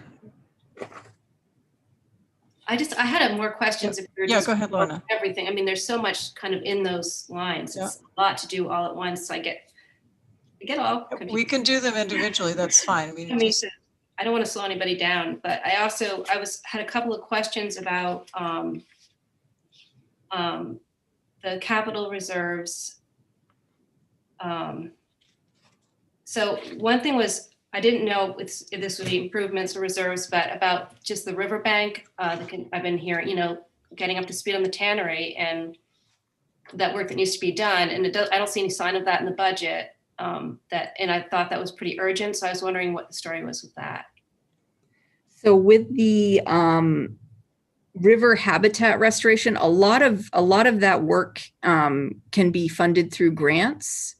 And so what I've been trying to do is just put money aside for match for grants that we could potentially apply for in the upcoming year. So that's sort of the purpose of that river habitat restoration line. But yeah, so we don't need you don't need more than that right now. So you're happy with that. Yep. And the capital improvements, a couple of things we took off the budget last year, I didn't see added in this year. And I was wondering about that, the Molyneux Bridge, where you guys were at with that. And also the upgrades to the sound system and audio, video, whatever you call it nowadays, at the conference room when meetings go back to being in there. One thing I really liked is about the Zoom is being able to see the meetings at my convenience and knowing who's talking and being able to really follow the conversation better. Just a side effect of the pandemic that's positive. Yeah, absolutely. So I think with the Molyneux Road Bridge upgrades, that's certainly one that's just been kind of a sacrifice this year too for other projects. One being the Rawson Avenue Bridge and trying to, set money aside to have match for a DOT cost share to replace it because they're going to be ready in FY23. So my idea was, set aside half this year and half in FY22, half in FY23, with the sacrifice being the Molyneux Road Bridge. That definitely still needs to get done, but we could wait until FY24 to do that.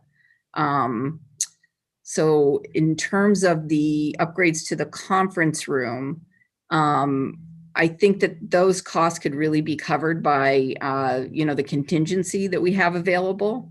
And we're still trying to figure out exactly how to do that in the most cost-effective way, because once the more we looked at this, we looked a lot at hybrid meetings and what it was going to require to make it work. And it starts to get, really complicated when you want to set up something where you have people in the conference room and then people on Zoom participating. So we're just, yeah, we're still kind of trying to figure out the best way to do that. But you're definitely not alone, Lorna. I think there's a lot of people. And, frankly, I think that, we're able to have better and more efficient meetings when, like, for example, the entomologist from Augusta to come and speak about brown-tailed moth or whatever the case may be.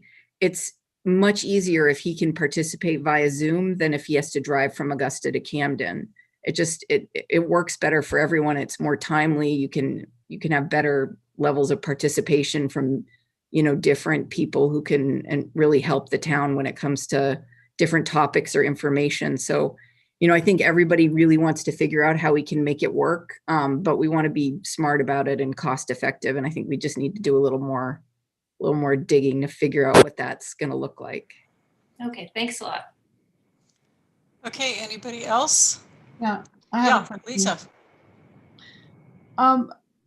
So the Washington Street Sidewalk project, it's another one that's getting sacrificed because we don't have the matching money in the budget.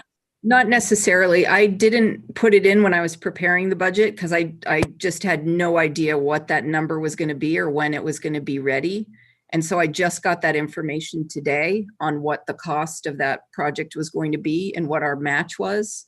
So that's why I didn't put anything in there, and that's why I'm mentioning it now. So I'm really just saying it to let the budget committee know. So it's another thing for you all to consider in terms of whether or not you recommend it to the select board. I mean, I would certainly advocate for it because we've already done just a tremendous amount of work to try to make that project happen. We've done all the right-of-way acquisition work, all the engineering and design is done. The state is still committed to funding 80% of the cost of the project, even though, when they started back in 2011, they thought it was going to be, a $400,000 project. And today it's like a $730,000 project. So I think that, it's something the community is expected. They've committed to it. We've been working on it for a long time. We're finally at a point where we're going to be able to move it forward. So I would certainly recommend that be funded. Audra, would you remind people what $100,000 tax impact is? Ooh, that's a good question, Robin. It's our mill rate.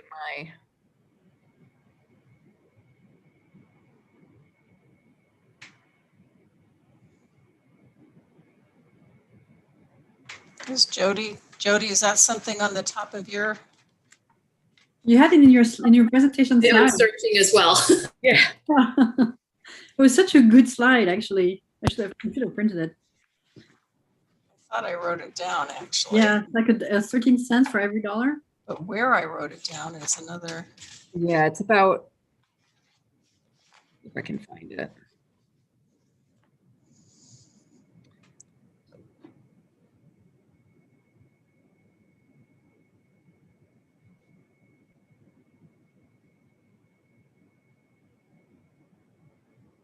So it's about, it's a little less than a 10-cent increase on the current mill rate. About 7 cents. 7 cents for $100,000. It's a 7 cents increase on the mill rate. Mm-hmm. Okay, thank you. Yeah, Lisa. So does this require a motion to increase then this capital reserves to by 100K? Yeah, we could take a motion for just an adjusted, there's no motion on the table, so somebody could make a motion if they wanted to add that with the full amount. Peter, you have a question? Well, go ahead. Before there's a motion, go ahead, Lisa, and then we'll let Peter go ahead. I was just going to propose the motion, but if he has a question, no, that's what he was going to do. Okay. That's what you're going to do, Peter? Okay, all right. So well, I would like to propose that we add 100K to the capital reserves budget, town manager's budget, and department head budget up to 370K and vote on that. Okay, so there's a motion for the capital reserves for $370,000. Second that. Seconded, okay. Sorry, I'm in a, Question, Robin. yeah, go ahead, John. Should we identify the 3 projects that Audra has referred to? You had the Rosslyn Avenue Bridge project, correct? You had the Sidewalk project. What was the other, Audra? Oh, so the $100,000, the additional $100,000 would just be for the sidewalk, the Washington Avenue sidewalk. Okay, Everything else is on that, it's in there. okay. So it's good. I mean, it's been more than 11 years on that sidewalk, Audra. That sidewalk was talked about before I even got on the board. Yeah. That was a long time ago. Yeah. It's been a long, I think 11 years is when we actually got the grant from MDOT. Correct. Wow. Okay, so we have a motion on the floor on page 36 to pass a capital reserve equipment and facilities budget of $370,000. So we will take the vote. Shelley Butler? Yes. Lorna Cummings? Yes. Jill Delano? Yes. Beth Doan? Yes. Lisa Dresser? Yes. John French? John? You're on mute, John. Yes, yes, Okay, yes. Thank you. You're Thanks. welcome. I think I saw Nancy Harmon Jenkins. You're back. Would you? Nancy? I'm going to pass on this because I haven't been party to the conversation. Okay, all right. Jim Hurd has left, I believe. Richard Householder is not here, sorry. Peter Lindquist? Yes. Robin McIntosh, yes. Lisa Price? Yes. Wendy Rich? Yes. Sophie Romano? Yep. Andy Scrivenich is not here. Sarah Scrivenich? Yes. Tyler Smith is not here. Courtney Sukeforth? Yes. Mary Winchell? Yes. And Pamela Gleason? Yes. Okay, all right, so that was page 36. We also need motions on page 37, or excuse me, 34, which is debt capital contingency for $736,963 is the suggested amount. If I don't know if somebody wants to do these all together in one motion, or if somebody would like, if you'd like to have discussions, we can certainly do them individually. There's also page 35 for $152,879, and that is debt service interest. And page 37, capital improvements facility. I may, Robin. Excuse me, go ahead. Quick question, Audra. These are interest for approved bonds and payments on stuff already voted on, correct? So we've got to pay them. We've already approved. Right. So the number is what? 735,000? Is that what you said, Robin? The debt capital contingency is 736,963. So moved. Okay, second? Second. Second, okay, we will go through that one. Then we have Shelley Butler, Yes. Lorna Cummings, Yes. Jill Delano, Yes. Beth Doan, Yes. Lisa Dresser, Yes. John French, Yes. Nancy Harmon Jenkins. Nancy, are you still there? Looks like she's gone. Jim Hurd is gone. Richard Householder's not here. Peter Lindquist. Yes. Robin McIntosh, yes. Lisa Price. Yes. Wendy Rich. Yes. Sophie Romano. Yep. Sarah Scrivenich. Yes. Courtney Sukeforth. Yes. Mary Winchell. Yes. And Pamela Gleason. Yes. Okay, thank you. So that's page 34. Page 35 is debt service interest. Again, that's not something we can adjust much. I think you're kind of stuck with that one. So that's 152,879. So moved. Seconded. Yeah. Second. Seconded, okay. Roll call vote on that. Shelley Butler, Yes. Lorna Cummings, Yes. Jill Delano, Yes. Beth Doan, Yes. Lisa Dresser, Yes. John French, Yes. Nancy Harmon Jenkins, not here. Jim Hurd, Householder, Peter Lindquist, Yes. Robin McIntosh, yes. Lisa Price, Yes. Wendy Rich, Yes. Sophie Romano, Yes. Sarah Scrivenich, Yes. Courtney Sukforth, Yes. Mary Winchell, Yes. and Pamela Gleason. Yes. Okay, that's page 35. Page 36 we just did. Page 37 is capital improvements, equipment, facilities, and infrastructure for 675,000. And that includes that discussion of the 275,000 for Rockport. I thought we already voted on that number. No? No, that was the reserve. No, Oh, sorry. No. Thanks, Jody. So I moved we accept the 675 number. Okay, second? Second. Lisa's seconding that. Okay, Shelley Butler, Yes. Lorna Cummings, Yes. Jill Delano, Yes. Beth Doan, Yes. Lisa Dresser, Yes. John French, Yes. okay, Nancy, I'm gonna assume is gone, Peter Lindquist, Yes. Robin McIntosh, yes, Lisa Price, Yes.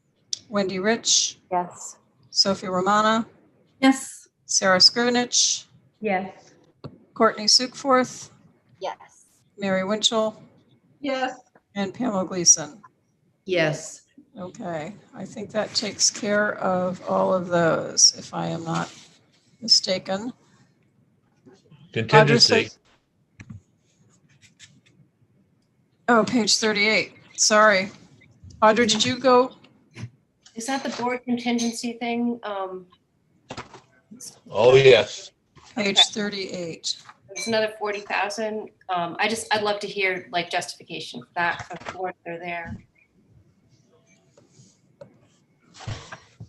Audra, somebody's asked, Lauren is asking about the 40,000. Yeah, I mean, really, this is just, they fund it basically at 40,000 every year. There is a lot left in contingency, but I do think there are plans for how that's going to be spent. The money that's available, or sorry, that is unspent this year. So it's Peter, really, go ahead. But with all due respect, didn't we just receive $500,000? no, we haven't received it yet, and we don't know how it's going to be allocated. It's going to be Okay. over a number of years, and we also don't know exactly what we can spend it on. Okay. I just was curious as to what the money that had been spent this year so far had been spent on roughly, and yeah, like what the rest was being spent on. But I guess there's no one on the board right here, right now. No one puts you in the hot seat when you don't. I think that the idea is that, there's a number of planning projects that I didn't budget for. And the hope was that that contingency could be used to fund those planning projects. A good example would be like the redevelopment of the public landing. We've committed to doing a parking management study. So there's a number of things that they're planning to use that money for. Lorna, you just mentioned the board, and there are board members who are just not part of this meeting. If we have a specific question, we can certainly address them. Oh, yeah. So I just wondered what they wanted the 40,000 for. Someone could say. Is that request from you, Audra, or is that request from? Oh, I mean, I just put it in there as like general contingency, like we have every year. Can I, Robin? Yeah, go ahead, John. That 40,000 has been in there for a while, and it usually it's adequate of money. But I agree. I mean, you guys have got a lot of money sitting in contingency right now. Last time I heard it was 166,000. Is that still correct, Jody? Audra? Yes. So I really don't see where they if they had listed their plans, I understand that you have some projects you're thinking about, but they should have been spelled out so that people know what they're going to spend that 166 on. And 100 of that, if I recall, was supposed to be for COVID related stuff, correct? Yep. So to me, I would make a motion not to fund the 40,000 this year. Okay, there's a motion on the floor. Is there a second? Second. Second, yeah. That's a couple seconds and thirds on that one. Any further discussion?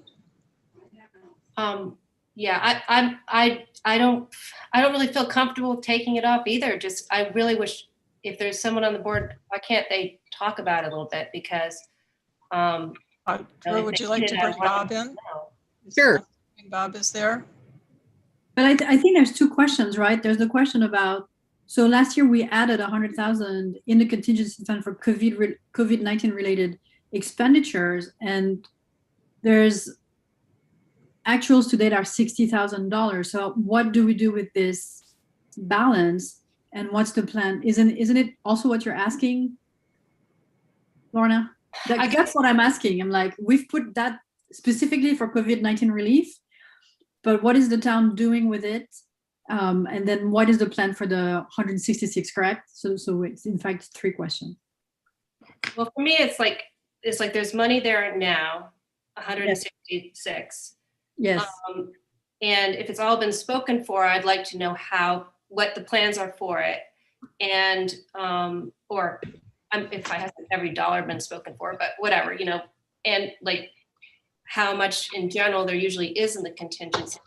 I guess I'd like to know when, and I felt like last year, like we wanted to give the board like extra leeway because it was such a crazy, bizarre year. I don't think this year is like normal. I mean, I'm not calling this a normal year. So, I'm not, I just want to hear more about it.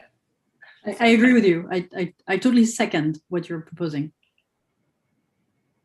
And I see Mr. Falciani entering the room. Bob Falciani, who is the chair of our select board. Bob, are you there?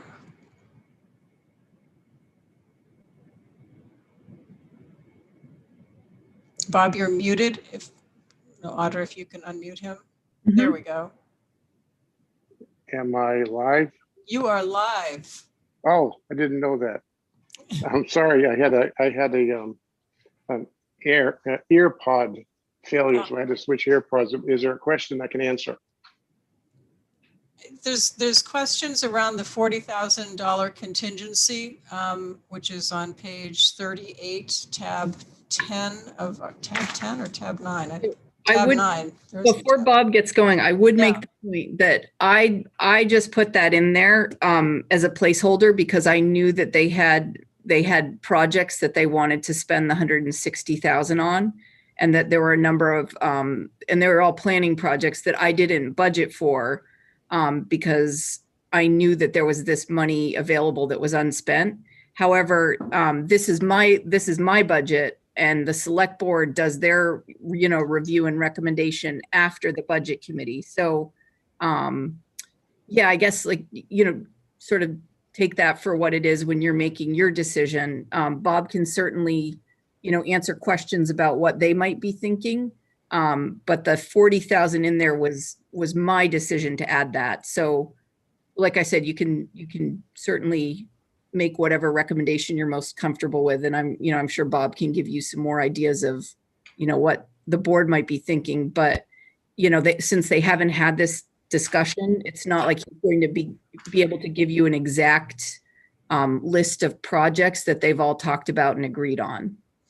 Bob, I think the general question is that over the history of the contingency is we have been putting in historically about $40,000 a year, although it's been up and down a couple of years. But last year, an extra 100,000 was added to give the board and Audra some leeway when it came to knowing that it was going to be a challenging, unusual, unpredictable year. And so there's a question of whether or not that 40,000 should really still be budgeted, because we don't know where that 100 went to be. Not we don't know, that sounds bad, but we, the committee, are questioning where that. Now, that's all very logical questions, and I completely understand that. And first of all, as you well know, I don't speak for the board. However, to the overall picture, if Audra's recommendation is to add $40,000, when the select board deliberates on this matter, we have the responsibility to define where all the board as a whole believes that money is needed and for what. And I do not, and I don't want to represent what I think it is. I want the board to have to address that in our forthcoming workshop on the budget. It would be premature for us to do that. I know it sounds exorbitant. This is not this is a contingency for the town, not just the select board. We don't get to spend money on our favorite projects wherever, but that's a task we have yet to fulfill. Great, thank you. And Allison McKellar has also commented in the chat as another board member saying this has not yet been discussed, and we have our budget discussions after this session, as Audra pointed out a few minutes ago. Right, and I think that I can, again, not speaking for the board, because I don't. I think we're very cognizant of the fact that we need to focus on, overall budget increases, and we certainly, I know I will take a hard look at where across the budget where we can, hold the line on spending, and including this category. So it's very likely that this category could be reduced. It could be left with Audra's recommendation of the additional 40,000, but it's a line we have to cross yet. So I apologize for not being able to answer the question specifically, but we are very cognizant of the sound of this number sounding large. But I also want to mention that the town management and the select board are very proactive, as you've seen, with numerous initiatives going on in parallel. Some of these monies will be spent to keep those alive. For Audra mentioned planning issues, maybe conceptual issues, and monies we need to keep them moving. It's quite aggressive. Yeah, and I would say as well that with that 160,000, that money doesn't automatically get carried forward into the next financial year. The select board has to vote to do that. And if they don't vote to carry it forward, or they only vote to carry a portion of it forward, the rest of it goes into the surplus.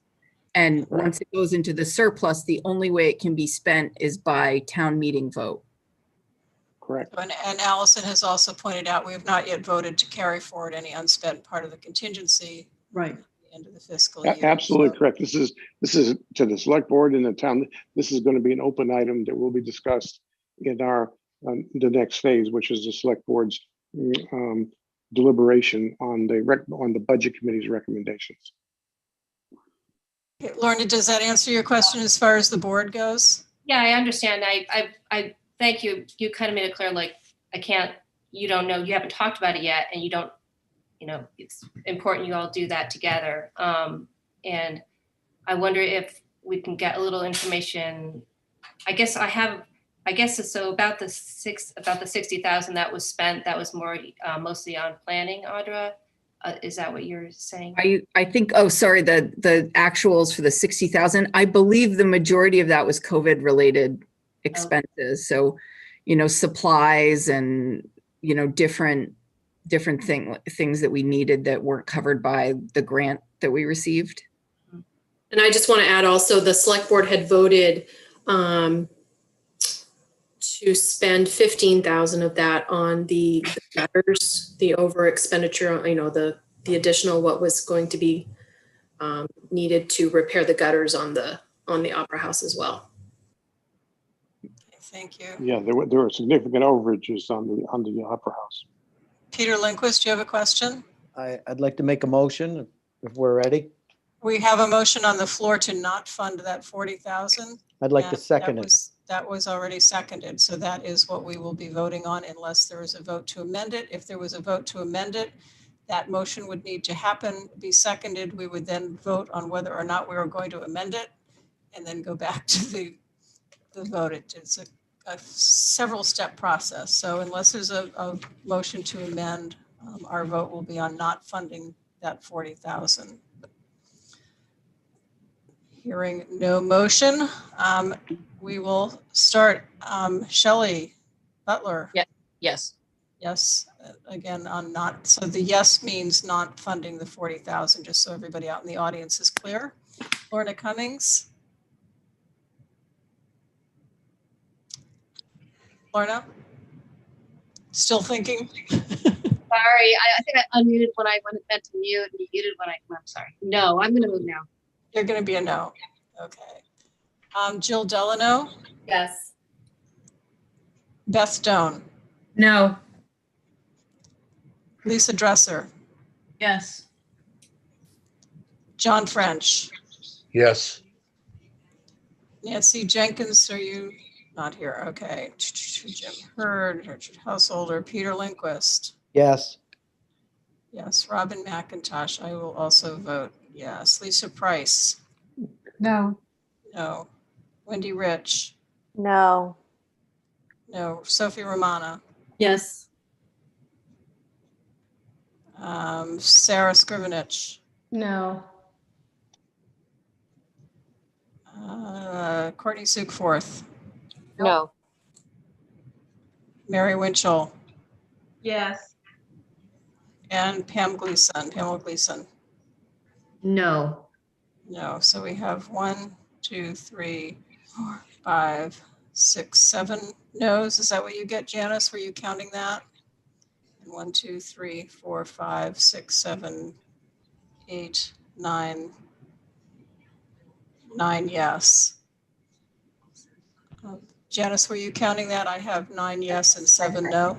Yeses. But I was just jotting.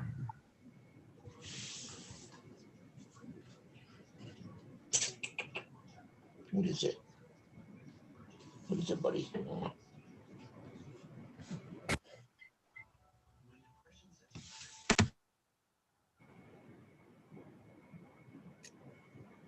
The suspense is unbelievable.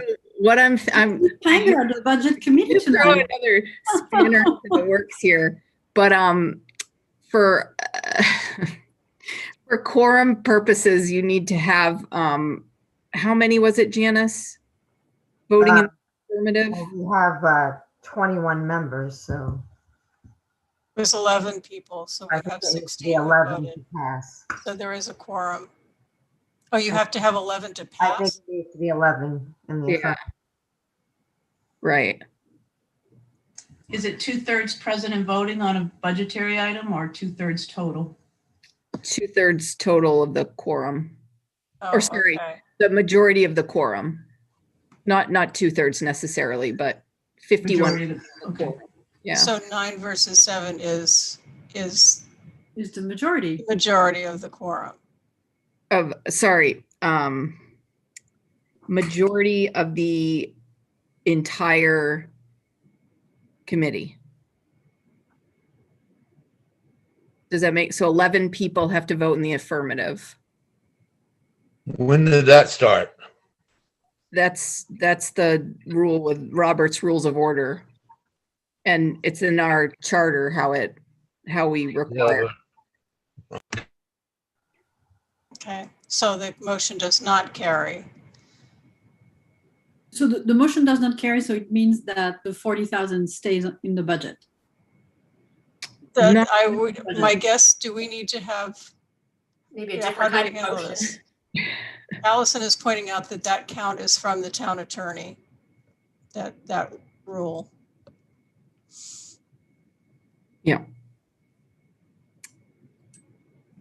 Well, in that case, I'd like to reverse it then and say I move that we do not accept the 40,000 and then everyone says yes, and then we have the right number. Is that right?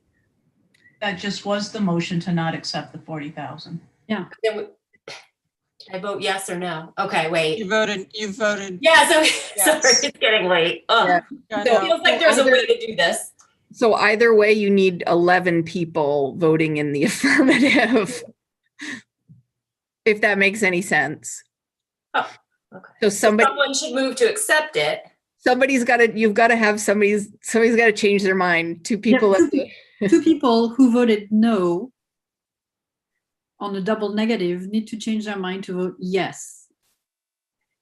What happens? Or if the motion Lorna gets votes to closed? accept it, we don't get to 11, and so it doesn't get passed. That's kind of. Okay, I guess can I have a quick question is how, for all the other budgets, for this one, some of the unknowns is part of what the question is. So I guess why would we not hold a vote on it after that discussion has happened? And again, maybe it's this, if it's the only one that has unknowns waiting, discussion with the board after this, why have it included in this stage? So tonight is our last night. So I guess my question is, would you like to wait until we have finished the other budget items? Are there other voting items? That's basically what we have left to do. Revenues, the green page on, which again, is that a vote, Audra? Do you want to look at the revenues and then come back to this? And somebody can certainly make another motion on this. Yeah, I'm happy to go over revenues if everybody wants some time to think. Why don't we do that, have a discussion about the full budget, and then if somebody would like to come back, review this and make another motion, that would be fine. So that would be going to the green page in tab. What tab was that? My lighting is so bad here, I can't tell the difference between green and blue. Tab 2. Tab 2. Ah, I've got it.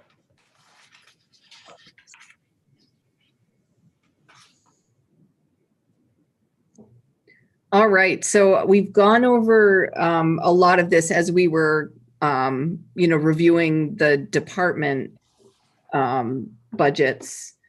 So, really these are all projected revenues. None of these are really a certain or sure thing. So it's sort of our best guess based on the information that we have when we're preparing the budget.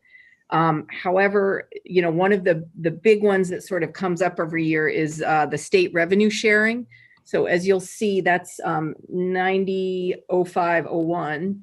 I've increased that by 100,000 this year because, despite sort of the difficulties with last year and, fears that sort of state revenues from sales tax were going to decrease drastically, they didn't, and we ended up collecting about $350,000. So this year, the state, in the budget they've passed, they're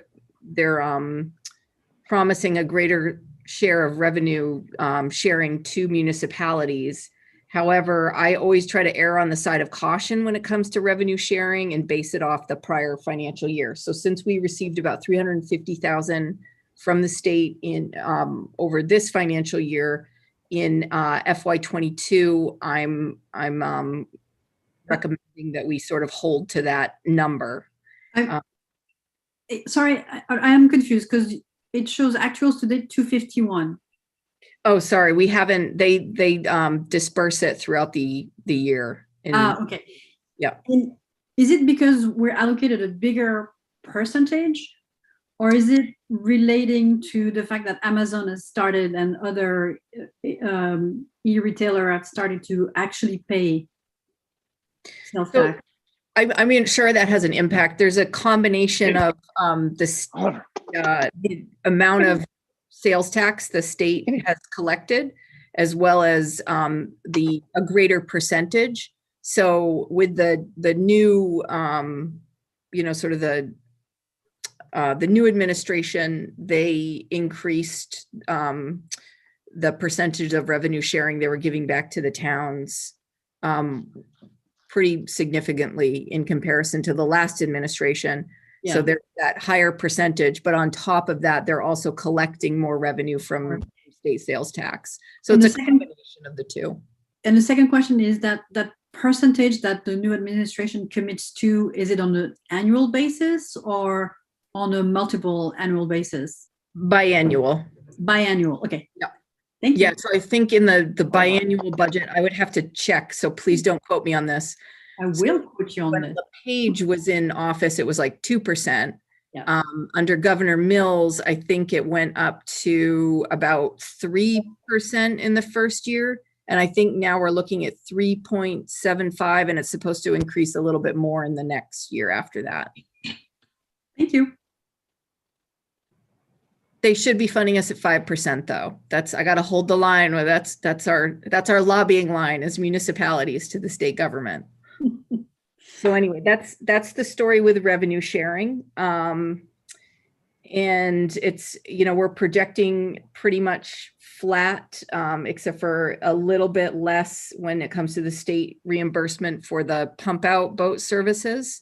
But other than that, everything else is pretty much flat in terms of state revenue. When it comes to our local licenses, permits, and fees, we collected quite a bit in building permit fees this year. There was a lot of construction related activity, and that's still going strong. So, we just wanted to acknowledge that FY22 is likely to look similar to FY21 in terms of the amount of activity in terms of building permits and electrical fees and that sort of activity that we raise money from.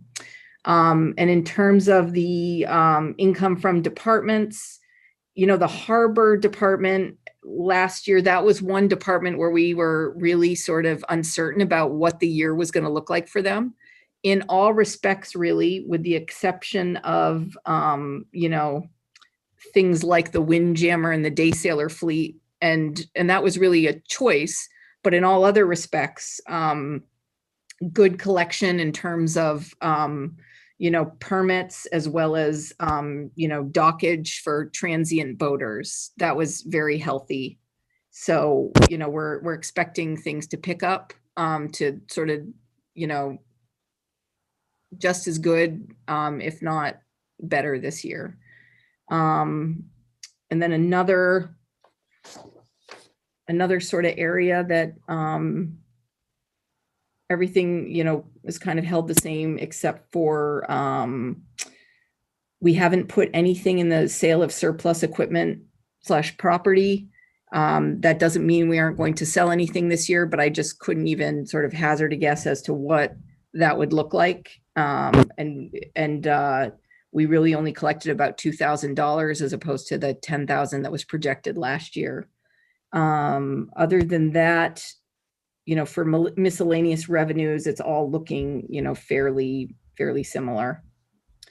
The next areas, it's the operating transfer. So I'm proposing to use $170,000 from reserves. And that's for some of the projects that we've already talked about. So that's a portion of the purchase of the fire truck, as well as offsetting the cost of the harbor float replacement.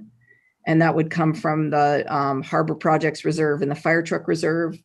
For bond notes and proceeds, that would be the balance of the cost of the new fire truck, so $230,000. For use of surplus, I'm proposing that we use $625,000 out of our surplus. Just as a little bit of a reminder, it's up past 4 million at this point. And so that would be the $200,000 for the first year of debt service payments on the performance contract. That's already been approved at the special town meeting. The loan to the wastewater treatment plant for Rockport's share of upgrades. And I think I have 300,000 in here. So we could reduce that to 600,000, and also 125,000 in just generalized tax relief. And the last area would be the use of the TIF revenue. And I'm proposing $70,000 to cover the cost of the lease purchase of the Knox Mill and the Knowlton Street lots, as well as some maintenance cost for those lots. And I did do a presentation on our TIFs as somebody asked, but I really don't know. I'm going to leave that up to all of you if you want to see that tonight, or if you want me to just sort of post it online under the Budget Center and all of you can take a look when you would like, because I don't want to unnecessarily drag things out if there's no appetite to hear about TIFs. I'm seeing nodding heads to putting it on the thing. Sophie, you have a question? So I do have a question. Our reserves are over 4 million right now. Not reserves, the unassigned fund balance. Unassigned fund. And we're proposing to increase the budget by 2.29%, correct? So yeah, the budget that I've presented to you, it's an increase of 2.29. 29, and that has an impact on the mill rate of. So it's hard to say exactly because, actually that's a good segue into another presentation we were going to give, which was the assessor kind of talking about his piece of it, which is the, property and personal property tax revenues. Would that be helpful if we brought Carrie in to do his? Because I think that he could sort of help. Because my point is that I would love to have a 0% increase on the mill rate and on the tax for the town this year. For two reasons. The first one is an influx of people with property values that have increased dramatically. I mean, I think Dave was telling us that 8 houses sold for over $2 million. And the second one is really tough year still for a lot of people, and having kind of a neutral, a flat budget, I think it's something that the town would appreciate. So I'm sorry, I'm bringing that now and not at the first meeting, which I regret not saying then, but I want to make sure I say it. Well, I guess an important thing to consider is you all only have control over 30% of the tax bill. So it's really, really difficult. And Maria was already telling you there's increases in the school budget that, none of you have control over. And then the other half of all of this is the assessing side of it. And what are we bringing in terms of, new taxable value? And that has a huge impact on the mill rate that really none of us, when commitment doesn't happen until August, and today is the day where all the sort of value is locked in for the year. And Carrie's got, from now until August to do all of his piece of, the assessing side of things. So really, we can only do our best to project it, but we don't know until August as to what the impact is going to be on the mill rate. So yeah. I understand the mechanics, but I think the optics are important too, that we consider as you say, holding the line and on a flat budget as much as possible.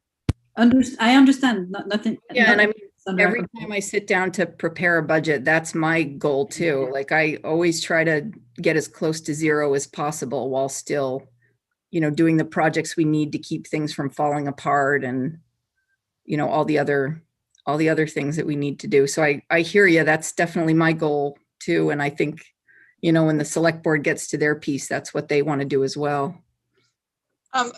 Two things I'm going to suggest. One, Jody and Audra, and Jody, I'm sure you've been tracking the changes that have happened. Like there was $100,000 that got added for Washington Street Sidewalk tonight. What is the overall impact where we are right now?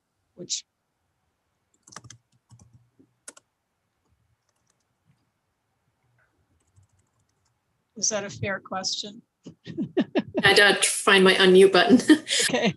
So I haven't added any of the revenues in that the budget committee has not voted on, but the gross increase on the increase on the gross budget right now for the budget committee is 2.2% over FY21. Okay, so we're at 2.2%, which when you consider cost of living and everything else that goes on. I would also like to suggest, Carrie, I know has been sitting here through this entire meeting. Carrie sat through another entire meeting and has been here now through 2 meetings that I don't know if Carrie I don't want to not have Carrie have a chance to speak. Maybe instead of doing a full presentation, if anybody has any questions on the assessing piece, Carrie could answer them. How about that? Hey, Carrie. Poor Carrie. Thank you for being here for 2 meetings. Instead of a full presentation, which I'm sure you spent a lot of time on, can you just give? No, I'm feeling like I'm way ahead for next year. Okay. Can you give I've kind of got a my recap? presentation all wrapped up. It- I could show you just one thing real quick if I can do a screen share. Yeah.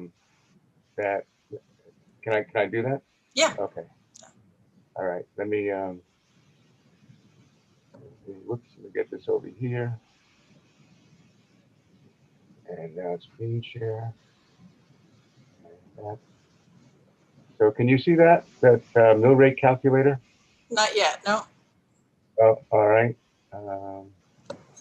Maybe it's there. Can you see it now? Nope. Oh, well, this is not working. Oh, I didn't hit the share button. Sorry. Share screen. There you go. Okay. Can you see it? Yes. So can you see it? Mill rate calculator? Yep. Okay. So this is just something that I put together real quick. This is last year's valuation as of April 1st, 2020. And what this does is you can just put in a number, like I was following along while Maria was talking. And so $93,000 that we're going to have to put in for the school budget problem is going to cost 6.88 cents on the mill rate. Then she talked about our increase. I think that was just on SAD, going to be 353, 286. That's 26.13 cents on the mill rate. So as I wish I could have given this to you sooner, because as you're talking about things and what its impact on the mill rate will be, you could just plug these numbers in. But it kind of shows, it points out what Audrey was saying before, that you only control 30% of the budget. So this stuff is going to happen no matter what. And it would be good if you had this. So I just wanted to show you that tool. And I think we ought to leave my presentation till next year. And Carrie, just to clarify that valuation number, just so people understand, because there are people at home watching too, or who will be watching, that's the total assessed value of all properties within the town of Camden, correct? Correct. So Real that's estate whether and personal property. Right. So whether it's commercial or private property. Okay. Mm-hmm. Is any questions from anybody on that or something? No, I love this thing. I want this tool. Yeah. Carrie, you can email that to Sophie for later. Please. I'll be happy to. Any other Okay. questions from people for Carrie, or questions that you don't understand on how properties are assessed, how we reach that valuation number, or Yes, that's the valuation that was done last year, right? That's last year, yeah. It doesn't impact it too much. You see, if I was to change, if we were to grow $10 million, for example, I'll change that to a 6. I think that's the million. I think I got that right. It's you know, the impact's not huge. So using last year's number is close enough to have a real good idea. Right. Are you seeing any, you know, we're all hearing the stories of what's going on with property sales in town and in the mid-coast in general right now. Was that going to be having an impact, do you think, in the coming year? A noticeable impact? It's for sure. It's driving our ratios way down. We started the year at 91%. And I did some studies today and we're down to 81%. So it's the sales, the market has been intense. So that's driving us sooner to another revaluation. It's forcing our hand. Yeah. Just so everybody understands that when we reach a certain percentage, when we have an assessed value, we have to be within, you explain it better than I do, Carrie, you go for it. Well, when we dip down below 91%, we can't certify at 100%. Would you explain what that means when we dip below? So to give in simple terms, the homestead exemption is $25,000. If we were to certify at 80%, the homestead exemption would become $20,000. Any money that the state pays us that's based on valuation would be reduced by the certified ratio. So like revenue sharing, for example. And the logic is because we're only assessing at a certain, let's just use 80% as a good example. Because we're only assessing at 80%, we're only due 80% of monies. That's the logic. That's how it works. So right now, we're going to be able to certify this year at 100% because we're at 91.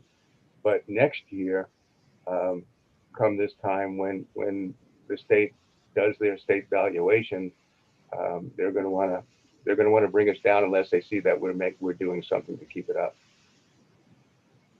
Thank you. Any other questions for Carrie or Audra on that? I just had a quick question for Carrie. Just talking about the school budget tonight makes me really think about Rockport versus Camden, and I know you're the assessor for both.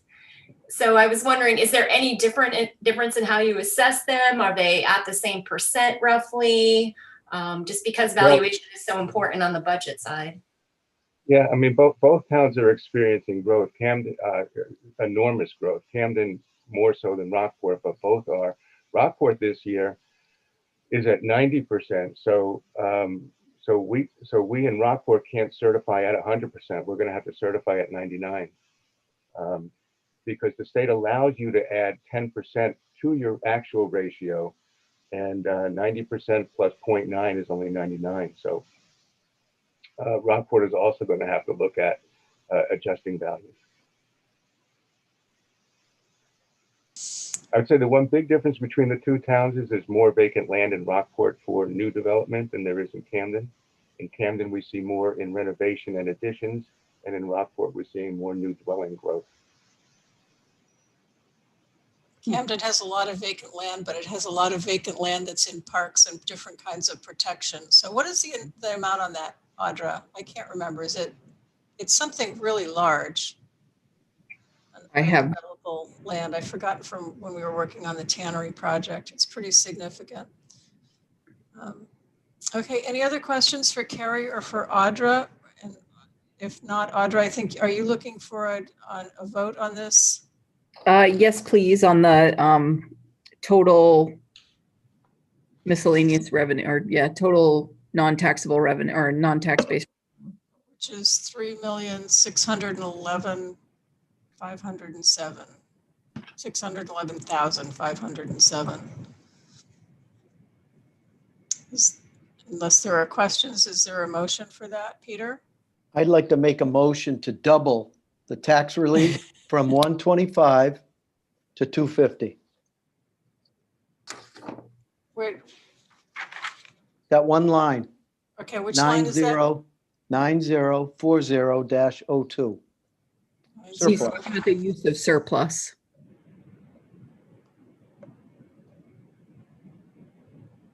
Okay, and say that motion again, Peter. I'm sorry. I'd like to make that in tax relief of 250,000, not 125.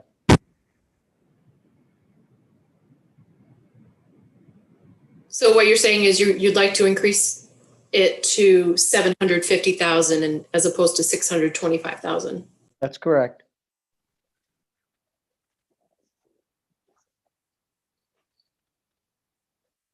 So what is That's in the revenues. right? So how does that work? So that would be, Peter's just proposing to use more surplus than what's in the budget. So that would just come out of that unassigned fund balance. So is there a second for that? If there is no second, it will remain, we'll continue to vote on the 3,611,507. I'm not hearing a second. So is there a motion for the 3,611,507? I was actually wondering if you could state what his reasoning of going with the 750 rather than the 625. I'm just curious about that process. Sure. Peter? I think it's a good idea when we have so much in reserve, in excess, to redistribute it to the taxpayers. It's a good time to do it. Audra, Audra, can I ask you a quick question about the summer rec revenue? We had talked with Beth about that, and now it was originally 40,000. Did we decrease that to 32 on the revenue side? So, that's right. That's right. Yes, thank you for bringing that up, Jody. Yes, so, sorry, apologies, I forgot to go over that. So the summer rec revenue, 01504, or sorry, 06. So that's the revenue that the town of Camden receives as reimbursement from the Y, as well as money that we collect from tuition for summer camp. And as we sort of firmed up the contract with the Y, it's more accurate that that number will be 32,000 as opposed to 40,000. I'm just getting a message from Beth that that should actually be 25,000. Oh, sorry, 25,000. 25,000. So I'm not ignoring your motion, Peter, but can you tell us just that one piece alone, how that changes that bottom line? So when I put 25,000 in, it decreases the revenues down to $3,596,507. Okay, thank you. And Peter is suggesting that we add from the undesignated funds another 100 and my brain is going too, and I know that's really simple math. 125. Thank you. 125,000 from there. So still looking for a second to Peter's motion. And I am not hearing one. So we go back to voting or looking for a motion for the 3,596,507. All right, now I have another clarifying quick question. So what is accounting for that fluctuation of the surplus? Is it based on a percentage, or what is accounting for the variations from between 19 to what's being proposed for FY22? So you mean the amount of surplus that's used? Well, just that's budgeted. That was budgeted. I mean, I'm just seeing from 150,000 in 19 up to just under $1 million in 20, and then I'm just wanting to understand what the fluctuation in the budget was in years past. Yeah, so in FY19, the 150,000 was just pure tax relief. That was the only thing the surplus was used for that year. The next year in FY20, when it was close to $1 million, the 985,000, that was a combination of tax relief and then some interfund borrowing to pay for some, capital improvement projects with in the debt service area. We're actually paying ourselves back for some of these projects that we borrowed money from ourselves for. And also to offset the cost of a few of the smaller capital projects we spent out of surplus. And then last year it was similar in that we used 750,000 to pay for a lot of those, kind of sort of smaller capital projects. And kind of like what we're doing this year. Can you clarify something for me too? I'm just trying to understand what Peter was saying. So you were talking about tax relief. That means if we're borrowing more money to then offset the cost of what to create less of a tax to everybody in the town. Is that correct? And what would that be? I want to make sure that I'm understanding, because it sounds like a great idea. And I would like to, second it and say, yeah, that's awesome. But I'm not understanding. So I just want to make sure that I'm getting it. Yeah. So I think what Peter's saying is that, by using that surplus. So for example, the recommendation that you all have in the budget, I think it's like 140 something. I'm not sure what the total amount is over what I had in my proposed budget. And so I guess this is just another way of thinking about it. If you are proposing to use more of the unassigned fund balance, it sort of offsets that additional expense that you've all approved. So the budget is more flat and you're raising less taxes. So that's what Peter's saying. He's saying raise less of this money through taxes, use more of the surplus. And we have a thumbs up from Peter. Yeah, but then we would need to, so we put 40,000 more into the library budget, for instance, and 100,000 towards the Washington Street pavement, right? That's what we did today. And we still don't know what the reserve for the COVID-19 contingency fund, the surplus is going to be there either. So if we wanted, I wouldn't think about the contingency fund at all, because that's really going to have no bearing on this unless you, because you have 140 in this and you've spent 60. So there's potentially another 80 that will revert back to the general fund, right? Well, it would be, so that 40, so say you zero that out and you don't approve any contingency, that sort of offsets the 40 that you gave to the library, if that makes any sense. If we zero the 40 for this fiscal year, but you still have a surplus. But don't think of that surplus, because you can't, it's not a surplus. You just have unspent funds from this financial year, but the select board still hasn't even made a decision as to what those funds are going to do. Those funds could end up just going back into the general fund. So when you're thinking about this budget, don't even worry about that side of it, because you don't really have control over that necessarily. You can certainly make a recommendation, but all right, so I get it. So the recommendation we need to make, if we want to do this, is to zero the 40,000 contingency fund in this fiscal year and to add another 100 to the tax relief. So that would cover the 40,000 in the Camden Library and 100 on the Washington Street pavement. Yeah, that would mean that you're proposing a budget that's no greater than what the budget that I proposed. Right. So Peter, we wouldn't need to add 120. We could add 125, but we could also just keep it flat by adding 101. 100. Right. It's because of the 1,000 to the garden. Yeah. But we'll point out that we have not yet zeroed out that.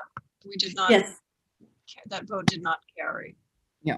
There's many ways to skin this cat. You could do what Sophie's saying. You could keep the 40 and do 140 from the surplus. There's same effect in the end. So what we have at the moment is there's no other motion.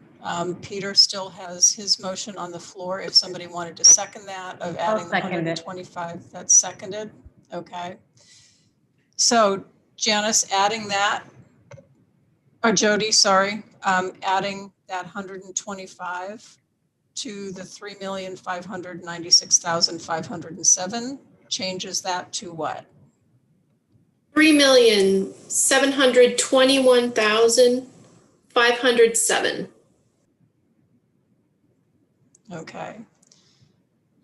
So there is a motion on the floor then for us to take a vote on, which is to have revenues to anticipate revenues of $3,721,507, which adds $125,000 to that surplus line.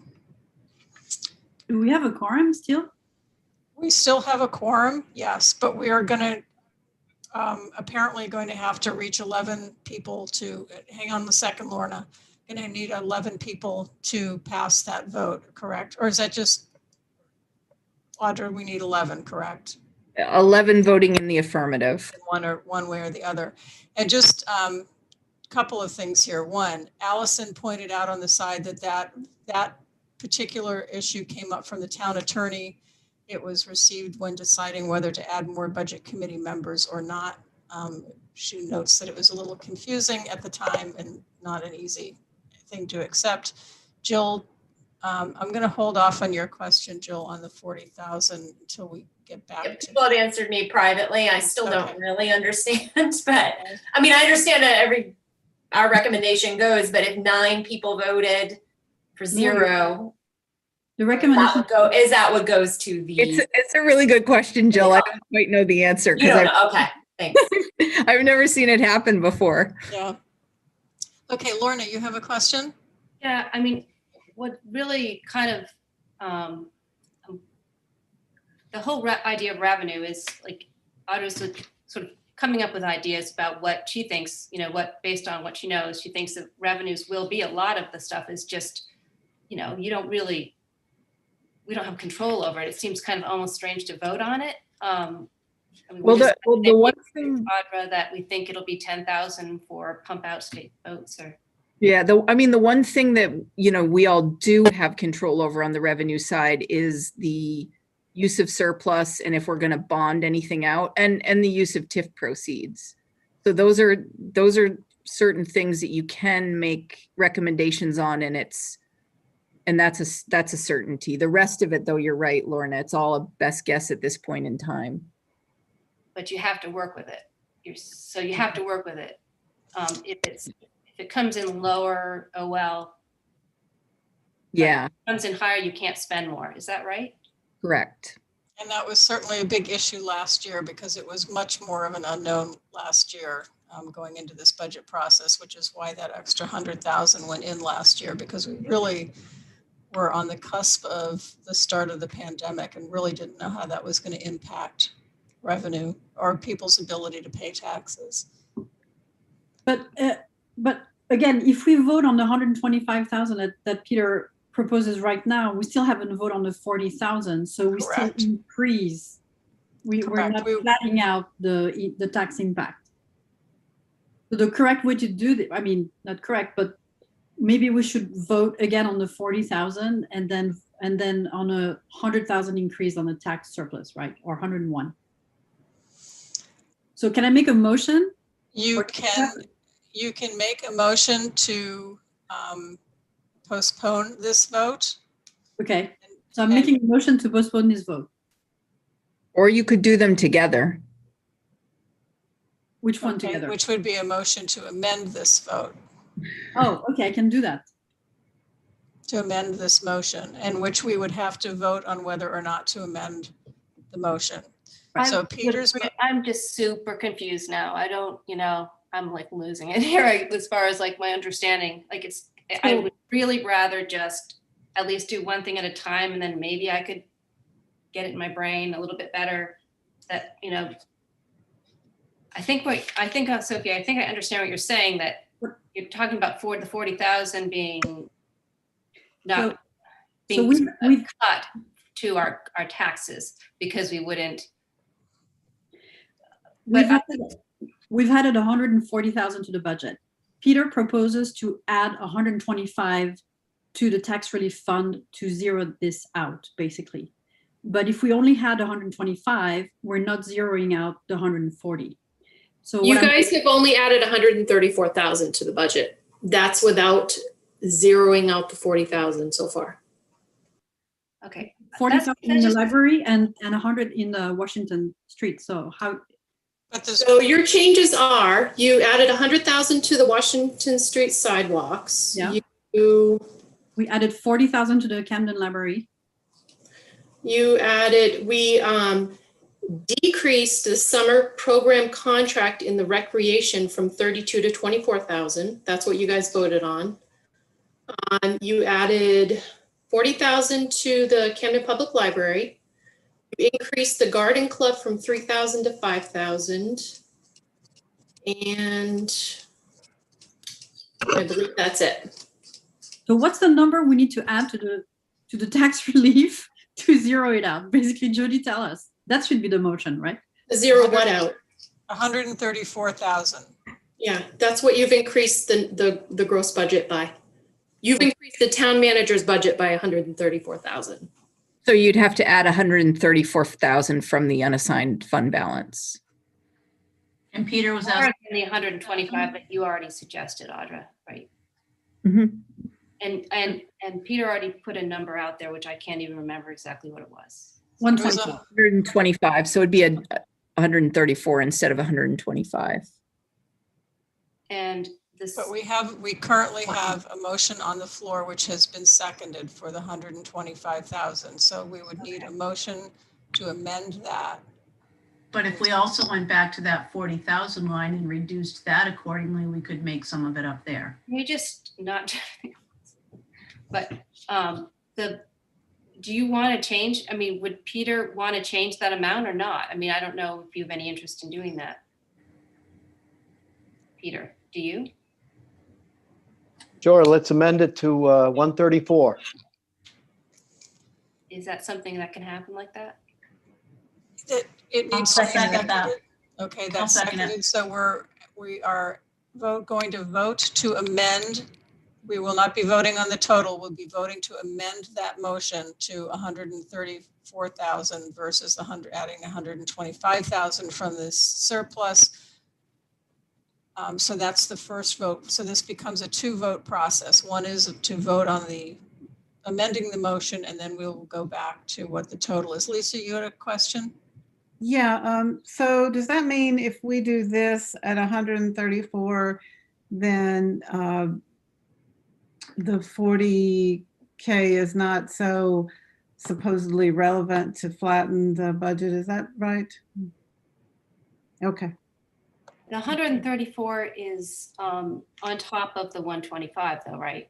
No. No, it's instead of. So Jody, what is the total with 130? Oh, sorry, Lorna. It's on top of the 125 I proposed. Right. Right. Okay. Right. So it's on top of that. That's what I was trying to make sure I understood. So what I'm looking at, just gonna go over this again. So the gross municipal budget, so the gross meaning all the expenses and that has no revenue offsets. So the entire gross budget with the 40,000 contingency still in it for the budget committee is $9,802,737. Adding in the motion for 134,000 to be added in, which would make that the revenue from surplus at 759,000. That would bring the net town budget, which means the gross minus revenues equals the net, to $6,072,230, which matches the town manager's net budget. And can you give us what the adjusted revenue bottom line would be at the 134? 6. That is $3,730,507. Okay, so to clarify, we were currently, with the change to the rec department, the budget came to, the adjustment from this 3,611 was $3,596,507. Peter's first motion, or Peter's motion, which is currently on the floor, was, or without the amendment, was $3,721,507. If we were to amend that motion for the 134, that bottom line would be $3,730,507. That's So correct. I move to vote on that motion. Right. What the vote that has to happen is that we have to vote to amend Peter's motion. So we're voting to amend. His motion was to change that to the one, adding the 125. We're voting to amend that 125 to 134. So that's what we'll be voting on right now. We will then go back and vote on the total bottom line, which is going to be one of those 3 numbers I just said based on whatever this vote comes out to be. So voting on the amendment, which is to amend Peter's motion from 125 to adding 134 from surplus. We will go for that. Shelley Butler, Yes. Lorna Cummings, Yes. Jill Delano, Yes. Beth Doan, Yes. Lisa Dresser, Yes. John French, are you still here? John is gone. Nancy Harmon Jenkins is gone. Jim Hurd is gone. Richard Householder is not here. Peter Lindquist. Yes. Drew Lyman's not here. I'm here. I will vote yes. Lisa Price. Yes. Wendy Rich. Yes. Sophie Romano. Yes. Sarah Scrivenich. Yes. Courtney Sukeforth. Yes. Mary Winchell. She left, I think. She left. Okay. Pamela Gleason. Yes. Yes. Okay. So that motion carries. So what the motion on the floor now is to change that number from $625,000 from surplus added to revenue to $759,000, adding $134,000 to that, which makes the total revenue $3,730,507. So that is the current motion we are now going back to. So, Shelley Butler, Yes.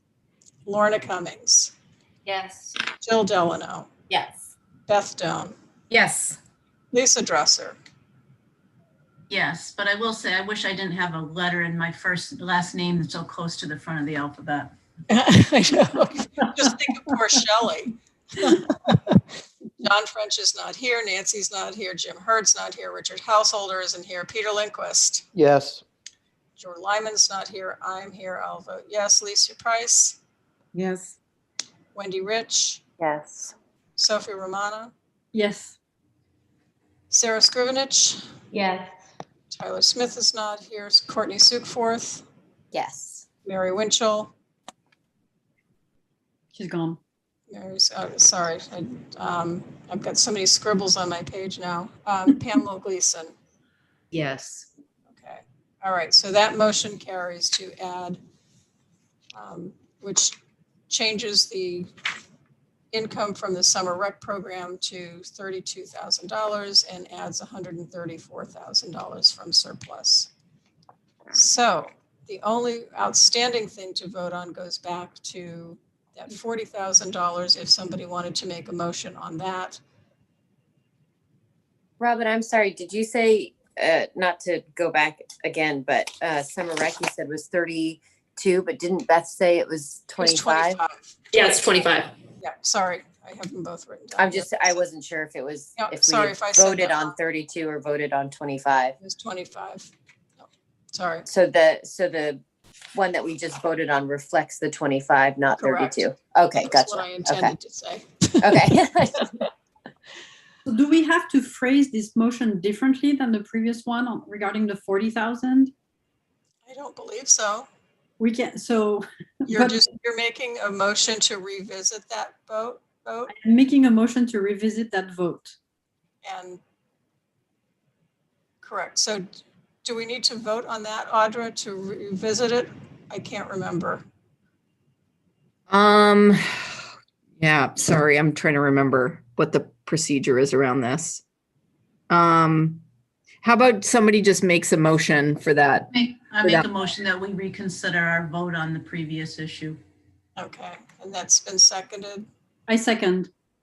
Okay, so here we go again. So this is to reconsider the vote on the contingency. Shelley Butler? Yes. Hold on, I don't understand what we're voting on. We're just voting to revisit that $40,000. This is not a vote on the $40,000. It's just saying we're going to go back and look at it again. So Lorna? Sorry. Yes. Yes. Everybody, thank you for sticking with us, those of you who are still here. It's important stuff. Jill Delano? Yes. Beth Doan? Yes. Lisa Dresser? Yes. And now I come down to Peter Lindquist. Yes. I will vote yes as well. Lisa Price? Yes. Wendy Rich? Yes. Sophie Romano? Yes. Sarah Scrivenich, Yes. Courtney Sukforth. Courtney, are you Yes, still sorry. there? Yes, okay. Mary Winchell, she's gone, and Pamela Gleason. Yes. Okay. So that was tab 9, was it, Audra? Page 38. Page 38.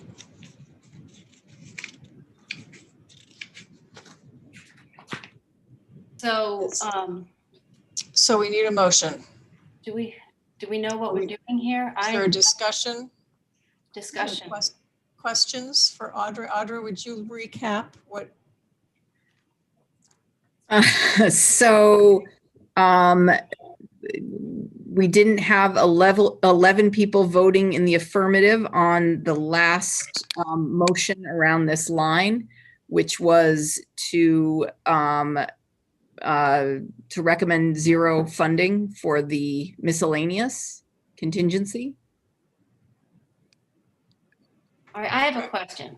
Yes. Whatever we vote on it, I mean, does the select board have, they have their own thing they do and they put that out, and so the town sees what we recommend, but they vote on what the town decides on, right? Yeah, so when it goes to word on what goes before the voters, right? Yeah, so when it goes to town meeting, everybody will see what the budget committee recommended, but it's got to be a straight up or down vote. So the straight up or down vote will be on the select board's recommended budget. So I guess it's going to be silent. I mean, like yes or no, because it's paper, right? Correct. Yeah. So I guess if you all feel strongly enough about the 0, that is, you're communicating with the select board, sort of all the concerns that some of you had around the 40,000. And they're certainly going to, they're listening to this conversation now. They'll take it on board when they make their final decision around that. And they'll, they're going to know one way or another that this discussion happened and that there was, enough of a close vote that, there were certainly people that, didn't feel like it was necessary. If that helps any. Yeah, thanks. Sorry, Lisa? Lisa? What happens if we still don't agree on this vote? So I've actually never been at a budget committee meeting where there wasn't a clear outcome on a budget area. So I really can't answer that question. Who can? We do still have a quorum, just to clarify. It's a lot of pressure to be at the beginning of the alphabet. Should we start at the bottom? No. No, what do people think? I mean, so does everyone still think, I mean, I kind of sort of asked questions and got this whole conversation going. I'm not saying that someone else wouldn't have if I didn't, but I don't know if it's just the hour or what. I'm just kind of totally, it's 40,000. I mean, considering the whole size of the budget, it's a small item. So I kind of feel, I don't know. Wendy. I don't want. I feel like there's a lot of checks and balances in this. If it's there, I think it's going to be thought about how it's spent. I don't think that anybody's going to just throw it out. And I agree, it's a small amount of money in the overall picture. I guess I might be changing my mind. So would somebody like to make a motion? Could you, I was closing up the restaurant when we were talking about this earlier, and so I kind of missed what this all actually is for. So could I just get like a tiny mini overview of what this 40,000, the contingency is going for? Sorry. Sure. So the purpose of the contingency is it's really for any sort of emergency or unanticipated expenses. And last year, the budget committee put sort of a healthier amount of money in this line than normal, just because of all the unknowns around COVID. And some of that, quite a great deal of it hasn't been spent yet. So there was a conversation around, is it necessary to fund $40,000 in this line this year, given that happened last year. And this is all money that's spent specifically by the select board. Is that correct? Okay. Correct. Thank you. Lisa. One more question. This is traditionally $40,000. Yes. Yes. And how far back does that tradition go? I mean, I can say in the time that I've been here, which this is my fourth budget now, it's been $40,000 every year with the exception of last year because of COVID. Okay, thank you. Sorry, that's not very far back, but. So are you saying now? Oh, sorry, Sophie, you are. And just if this line is not spent by the end of, if there's an underspent on this line by the end of the fiscal year, it'll go back to the general fund, correct? Unless the select board votes to carry it forward to the next. Forward, which we don't know. So the question is, if they carry it forward, they could end up, the 40,000 may not be necessary. So the issue is that we don't know whether the select board is going to carry forward the underspent or not. So maybe the recommendation we could make is that if the carry forward is equal to 40,000, then that the select board, like an either or, if the underspend is equal to or less than 40,000, that it replaces the 40,000. The issue is that we don't want to over budget this line.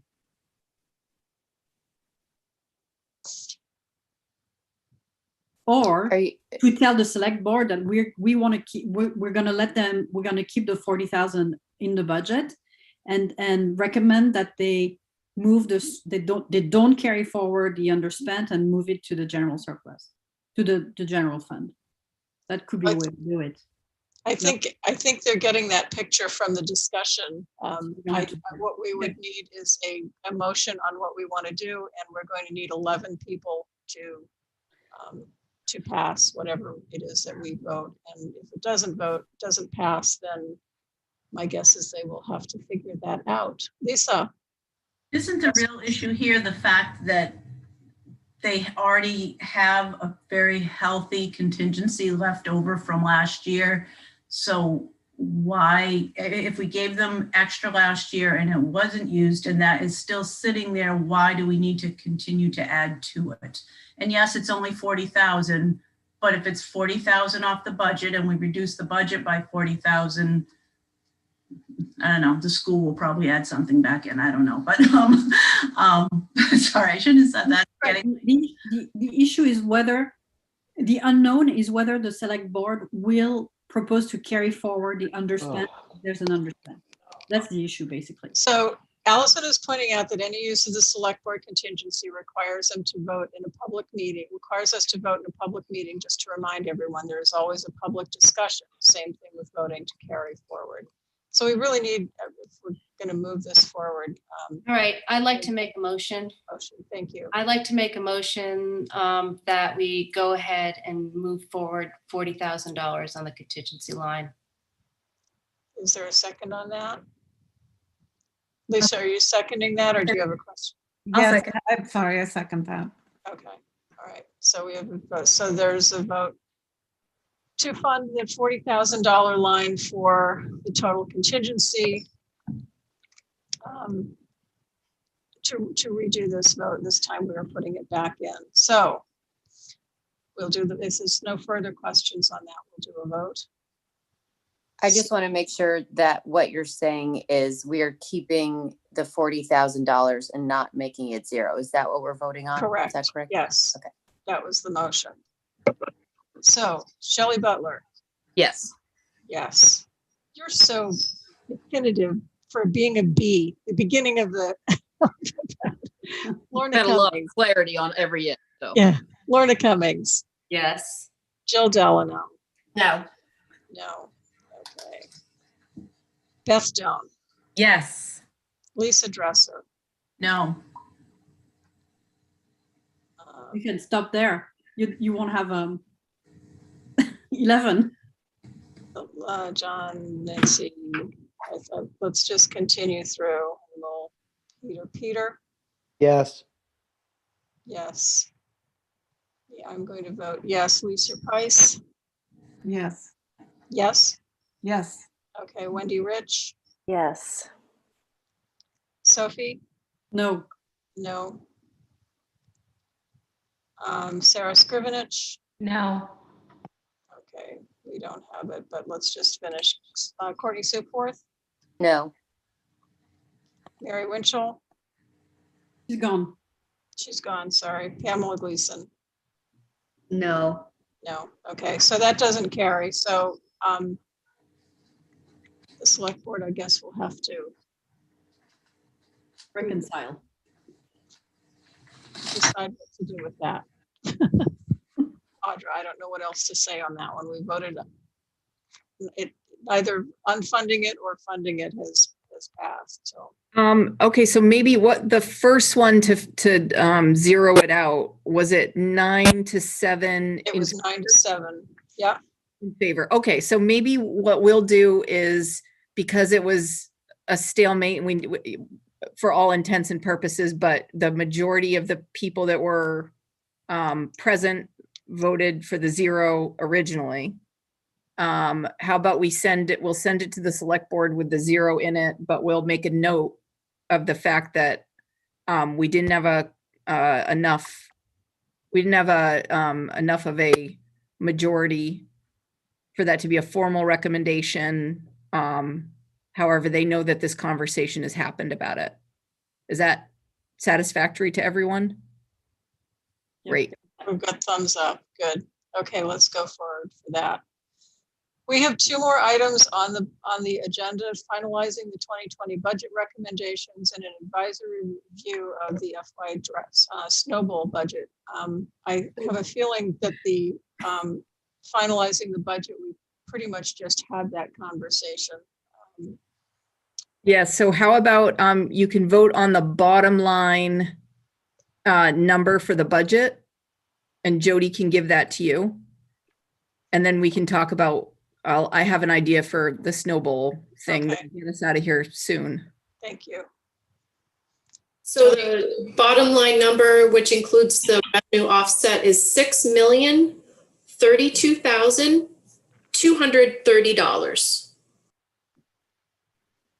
So that's 6032230. Oh, that's a palindrome almost. Wasn't that 6 in there? I'd like to move that we accept the final budget recommendation of $6,032,230. Is there a second? Okay, and then let's have a vote on that. And hopefully we'll figure out how many people are still here. Shelley Butler.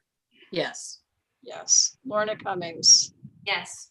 Jill Delano. Yes. Beth Doan. Yes. Lisa Dresser. Yes. John French is gone. Nancy's Jim, Richard Householder, Peter Lindquist. Yes. Robin McIntosh. Yes. Leisha Price. Yes. Wendy Rich. Yes. Sophie Romana. Yes. Sarah Scrivenich. Yes. Courtney Sueporth. Yes. Mary is gone, and Pamela Gleason. Yes. Okay, so that budget passes $6,032,230. Thank you, everyone. Audra, you have a thought? Has Yes, poor Beth been sitting here through this entire thing? Yep, so we'll skip the snowball budget presentation for tonight, and since it's advisory, Jody, Beth, and I can schedule a time to do the presentation on Zoom. We'll invite everyone who's interested and wants to come and ask questions can do so. Those who choose not to are released. Because it's not formal recommendation, it would just be the people who attend. Your sort of recommendations and feedback would go to the select board. How does that sound to everyone? Sounds good. Sounds good. Great. You need a motion for that? No, we don't, because we're not voting on a budget anyway. On that, okay. Right. So yeah, we'll be in touch to schedule that for everyone. thank you, everybody. You said there were two things. Yep. Didn't you say there were two left? The snowball? There was the final budget. Okay. Which we voted on and the snowball. Wendy, did you have a question? I thought I saw a hand raised. Just thumbs up. Just want to thank everybody. Hallelujah. Yeah, just want to thank everybody who stuck through to the bitter end. I really appreciate it, and the town really appreciates it. And thank you to the staff. I mean, this really was a pretty amazing, this last little bit was a contentious, not contentious, but up for discussion certainly, but it certainly was a good budget, and I think everybody felt really confident, and that's because I think there's confidence in the staff and in Audra.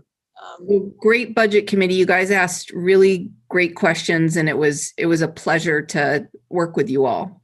It's important to ask those questions and to understand what we're voting on. It makes for long meetings, but as I said to Audra this afternoon, we could have had hour-long meetings and met until June because I think we all still need to do it. So thank you very much. Appreciate it. And Robin, thank you for serving as chair so efficiently. Thank you for your Great job, Robin.